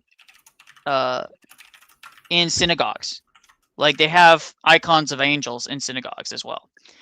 So ancient synagogues that we've uncovered archaeologically and other things like that. And I think also cleave to antiquity. So I don't know if you guys have seen this one, cleave to antiquity.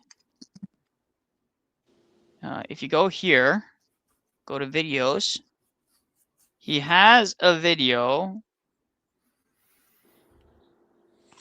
New scholarship proves first century icon veneration, which by extension, by necessity, proves prayers to the saints. Icon, if you can prove icon veneration, then you can prove prayers to the saints are early and not an accretion. So yeah, because the video is about Saint Dionysius. Yes, the Dionysian corpus. On this. Yes. Yeah. Yep. So. And even in Judaism, as a former Jewish proselyte before I came to Orthodoxy, they even kind of venerate their rabbis and even pray to rabbis at their graves and things like that. So, and they do that based on some biblical passages. Not that I would ever venerate a rabbi, but you get what I'm saying. Yeah. Well, no, we even venerate our priests in a very similar way to how the Sanhedrin and others were honored. Even some of our what we wear in the liturgy reflects that. So there's nothing wrong with saying that. Absolutely. Yeah, and this divine council is big in Michael Heiser as well. Even as a Protestant, he would have agreed with this. At least in the first century church, him talking about the first century church. But beyond that, he wouldn't agree. Yeah. Yeah. So I mean, those are the big things that I would go to. Is there anything else that you've maybe want us to like hit or cover real quick? Well, actually, I thought you had Anthony Westgate, but I had a question if you ever have him on. Just like I said, I'm a former Jewish proselyte, and the things about, I know it's kind of off topic with what we're talking about, but it's not a big deal. Me coming out of Judaism and coming into Orthodoxy as a catechumen, my concern is not that whether or not Kabbalah is correct or not. It's not. As a philosophical system, it's not. It's basically Neoplatonism. But my concern is not whether Judaism is correct and that it's compatible with Christianity. My argument is that whether or not we have enough knowledge of that system, even experientially, I can cite Father Bernstein, Father James Bernstein, who just passed away about a year ago, and he inspired me to come to Orthodoxy. He was the former leader of Jews for Jesus, and he became an Orthodox priest. So he understood what Judaism was about because he actually had rabbinic lineage in Jerusalem. So I would trust someone more there than someone, even if orthodoxy is 100% true, which I believe. It's just that I would trust somebody more that has firsthand knowledge of Judaism to debunk it. Get what I'm saying? I think in terms of debunking, maybe that's not really where we like. There's probably better people that do have firsthand experience with it. But in terms of like someone who's really excellent with that, just read Father Stephen DeYoung's Religion of the Apostles. And he talks about Second Temple Judaism, and he is probably the closest thing you can get to an expert in that area. Like that's where he got his PhD in. His PhD is in these studies of. Oh, there you go. Have you finished it? Yep, I got it. I haven't. I'm just kind of skimming different chapters right now, but I have so much reading material here, but I'm kind of skimming topically. It's a great, I would say even for people that are just new to Orthodoxy altogether, it is a fantastic entry-level book. And not entry-level in the sense that it's like not robust, but entry-level as in it's very digestible, and it really helps break down things in a way that is makes sense. So. Oh yeah, there's a chapter of Divine Counsel here. Yeah, chapter 3, Divine Counsel. There you go. Yep. There you go. Very good. So, yeah, those are the things that I would say are the best. Yeah, I'm not familiar with Judaism enough to be able to comment outside of that. That's just not my area. My area that I grew up in was Reformed, Calvinist, circles like John Piper, Paul Washer, John MacArthur, those types of backgrounds. So that was my area growing up. Yeah. I grew up Messianic pretty much. I'm not ethnically Jewish, but that was my influence for most of my Christian life. Did you grow up in New York? I did live in New York while I was a proselyte there in Brooklyn, and I went to Israel. You have a bit of a New York accent. Yeah. So I lived with a bunch of New Yorkers for like 3 years, and so I picked that up. But I'm from Boston originally. I live in Nevada now. I live near Reno. So you do have that northeastern city, like Boston, New York kind of twang. Like it's very noticeable. And the Patriots are losing. Are they? I haven't even checked. It's cool. You're from Boston. I'm actually from New Hampshire. Oh, are you? Are you from New Hampshire? Concord. Oh, Concord. Okay, yeah. I also lived in Derry. So. Oh, cool. Yeah. I grew up in Minnesota. That's my claim to fame. The place that's in the news all the freaking time now, and never in a good way. Whether it's George Floyd or fraud or Somalis, it's one thing or another. Embarrassing, huh? Oh, it's terrible. And this is why I tell people, like, you can't embarrass, like, people are like, oh, that's so embarrassing. You can't embarrass me. This is why I can roast Southern people with no, like, with no, like, harm to myself, because, like, they'll be, oh, you're a Yankee. I'll be like, yep. Like, they'll be like, oh, you're from Minnesota. That must be horrible. I'm like, yep. Like, there's no shame. You can't shame me. I've already been shamed enough just by growing up in that state. So I was roasting Southern bros like 2 or 3 streams ago. I was getting them very upset. By the way, Nicholas, scream for that one. Okay, we still remember. We never forget. They don't forget. This is why they're still salty 100 plus years after the Civil War that they lost. But it was a tie, really. It wasn't actually a loss. It was a you guys were demolished. Let me just say, I'm just gonna upset everybody real quick, and then we'll move on. General Lee was overhyped, and he wasn't that great. But okay, we'll move on. Anyway, can I say one thing about Anthony and Westgate? Eggsy, if you wish to talk to Anthony does streams like every week. Just send him $5 and he'll answer whatever question. And he normally does allow people on that disagree with him. Okay. All right, I'll keep that in mind. I mean, because I'm very studied. I'm very, very I studied the Talmud for 5 straight years, every single day. I think he would And love to have you on if that's your background. He Yeah, loves talking about he might all just that do a stuff. stream. He might just do a stream with you. He messaged me and just did a stream. So, yeah, just message him. All right. I mean, I haven't converted yet, but like, I don't know if that would make any difference. But probably yeah, not. I mean, I could share my knowledge a little bit. Yeah, I mean, they might. Yeah, And actually, even if you have X, Jay does his call-in streams, and he really likes it when former Jews come to talk about being Orthodox now. He really likes to get that background. So, and he's blowing up right now. So, Jay's got. Clipped me. Oh, he did? Yeah, he clipped me. Oh, did you call in before? I did. He clipped me. I think it was called School. Jay Dyer teaches former Jew something, educates former Jew about Clips channel did that for you, huh? Yeah, yep. Dude, 9 minutes ago he had 29,000 live.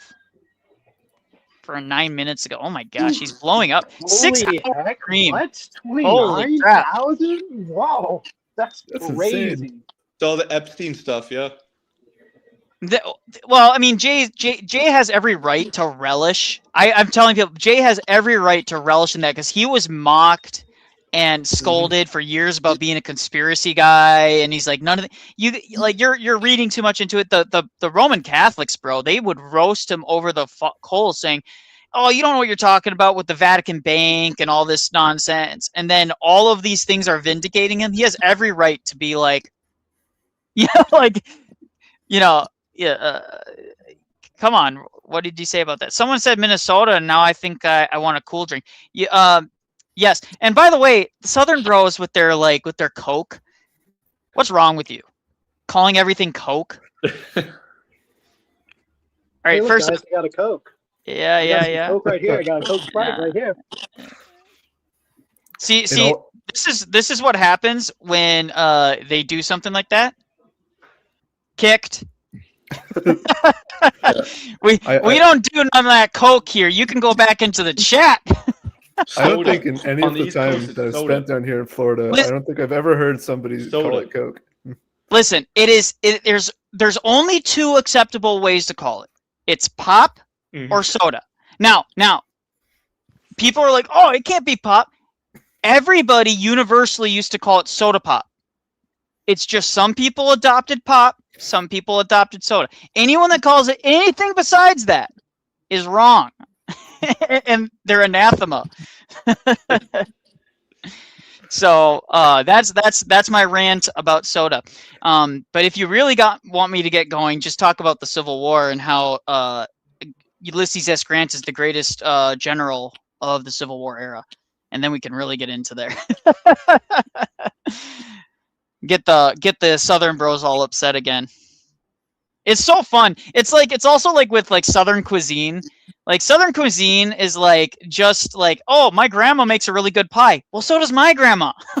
It's like, "Oh, you're so special because your grandma makes a really good pie." Oh, it's like, "Oh, the Southern hospitality." It's like, okay, great. Anyways, I'm sorry, I can't help it. The chat just gets all bent out of shape about it. So. Doesn't Nikolai eat dog in Korea? I have had dog, and it's not that bad, but they don't really eat it often here. It's kind of fell out of fashion after people stopped starving to death. Yeah, so I don't know what to say.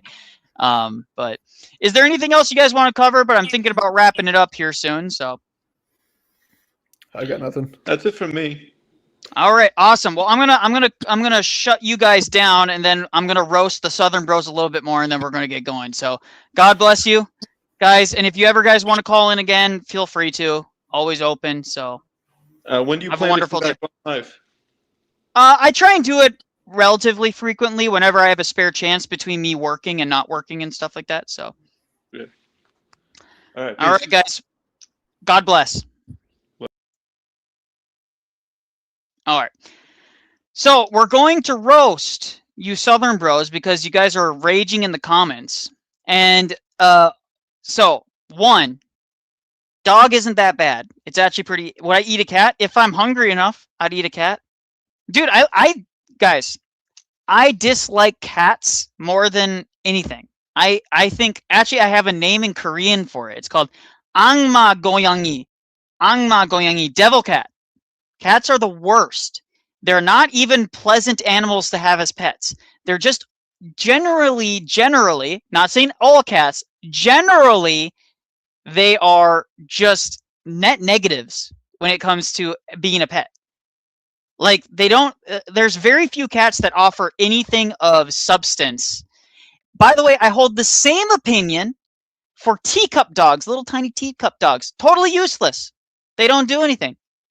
They're completely useless. So barn cats are actually useful. Barn cats are useful. Why? Because they serve a function. But having a house cat, what are you actually gaining? Most of the time, they are completely useless in terms of like pest control. House cats. And if they get out of the house, they cause a ruckus everywhere. They come back with a bunch of kittens that you didn't know that you were going to have originally. They are their piss smells horrible, and you don't really get to interact with them much. They're like, it's a coin flip. It's a complete coin flip if the cat's going to be a pleasant animal or not. Complete coin flip. Now, dogs, a proper dog, I'm not talking those teacup dogs, I'm not talking any of that BS. We're talking a proper dog that actually can train, has a purpose, has a function, has a utility. They actually are useful. Dogs you can train, they're loyal, they don't smell horrendous all the time. So that's what I'll say about dogs versus cats. Moving on to upset you guys some more. The North won the war because they had superior, not just because they had superior numbers, not because they just they were just out industrialized the South. No, they won because they weren't retarded like the Southern generals were, and they had unity of purpose, and they actually had a coherent command structure. General Lee refused multiple times to send support from his own army to other fronts in order to help shore up the defenses of other fronts, because all he cared about was Virginia. And then he went on three useless campaigns outside of Richmond to the north, where he could have just hunkered down and defended and probably wore out the war long enough to where the northern populations would have stopped supporting the conflict. But instead, he's like, why don't we go marching into the north?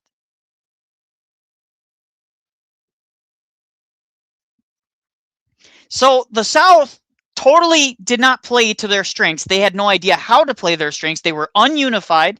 And even by the time Lee gained complete control over all of the armies of the South, it was too late. Whereas the North quickly realized that they needed a general who had the gumption and the gall to do what was necessary to win, which is why General Grant won 3 theaters. He won all 3 theaters he was in. The theaters in the far west, Tennessee, and against Lee. He outmaneuvered him completely. Totally. Not even close. General Grant is the one that has studied far more than any other Civil War general. He has studied the most, not just in American war academies, but in other war academies across the world, because he was one of the first generals in modernity to understand the necessity of logistics, of the necessity of a unified strategy for the war, and all of these other things. So, Profound Being, Grant was bottom of his class. Who cares? He outmaneuvered Lee. So what you're saying is that Grant, who was bottom of his class, beat Lee. What matters is what someone actually does, right? At the end of the day.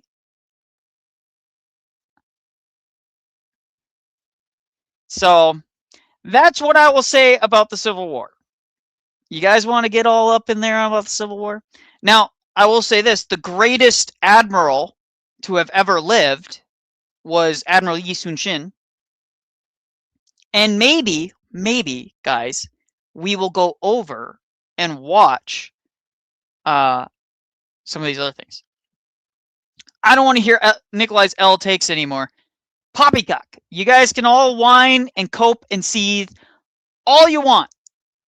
God bless you guys. You have a wonderful day. It's been a long time, so we're going to end the stream now. I appreciate you guys all showing up. As much as I roast you guys, God bless. We can all agree that all young, good, old boys who died in the side of this Confederacy are still United States veterans. So true. And General Lee, General Lee and Grant and most of the Southern generals had a good relationship with each other post-war. So, you know, you guys can, like, people can cope and seethe, but actually it would be un-American to hate on the Yankees, just as it is un-American to hate on the Confederacy irrationally. What I'm hating on is the mythos that Southern people have created around the Civil War. Remember all of these men. They were all great men. Robert E. Lee was a great man, and he was a sound tactician. He just didn't have the strategic foresight and vision to know his strengths for the war in the long run. He wanted to end it quickly, like Napoleonic. The war, like warfare had left the Napoleonic age. That was his biggest mistake, is he still thought war was Napoleonic, and it wasn't. There wasn't single decisive battle that was going to win that war. Grant knew that, and that's why Grant ended up winning. That's why he's the superior general for the Civil War. Now, you put Lee in charge of a Napoleonic era army in Europe, he would probably be legendary. But that's not the warfare he was fighting. So he miscalculated. That's the biggest problem. So God bless, folks. Have a wonderful day. We'll talk to you real soon.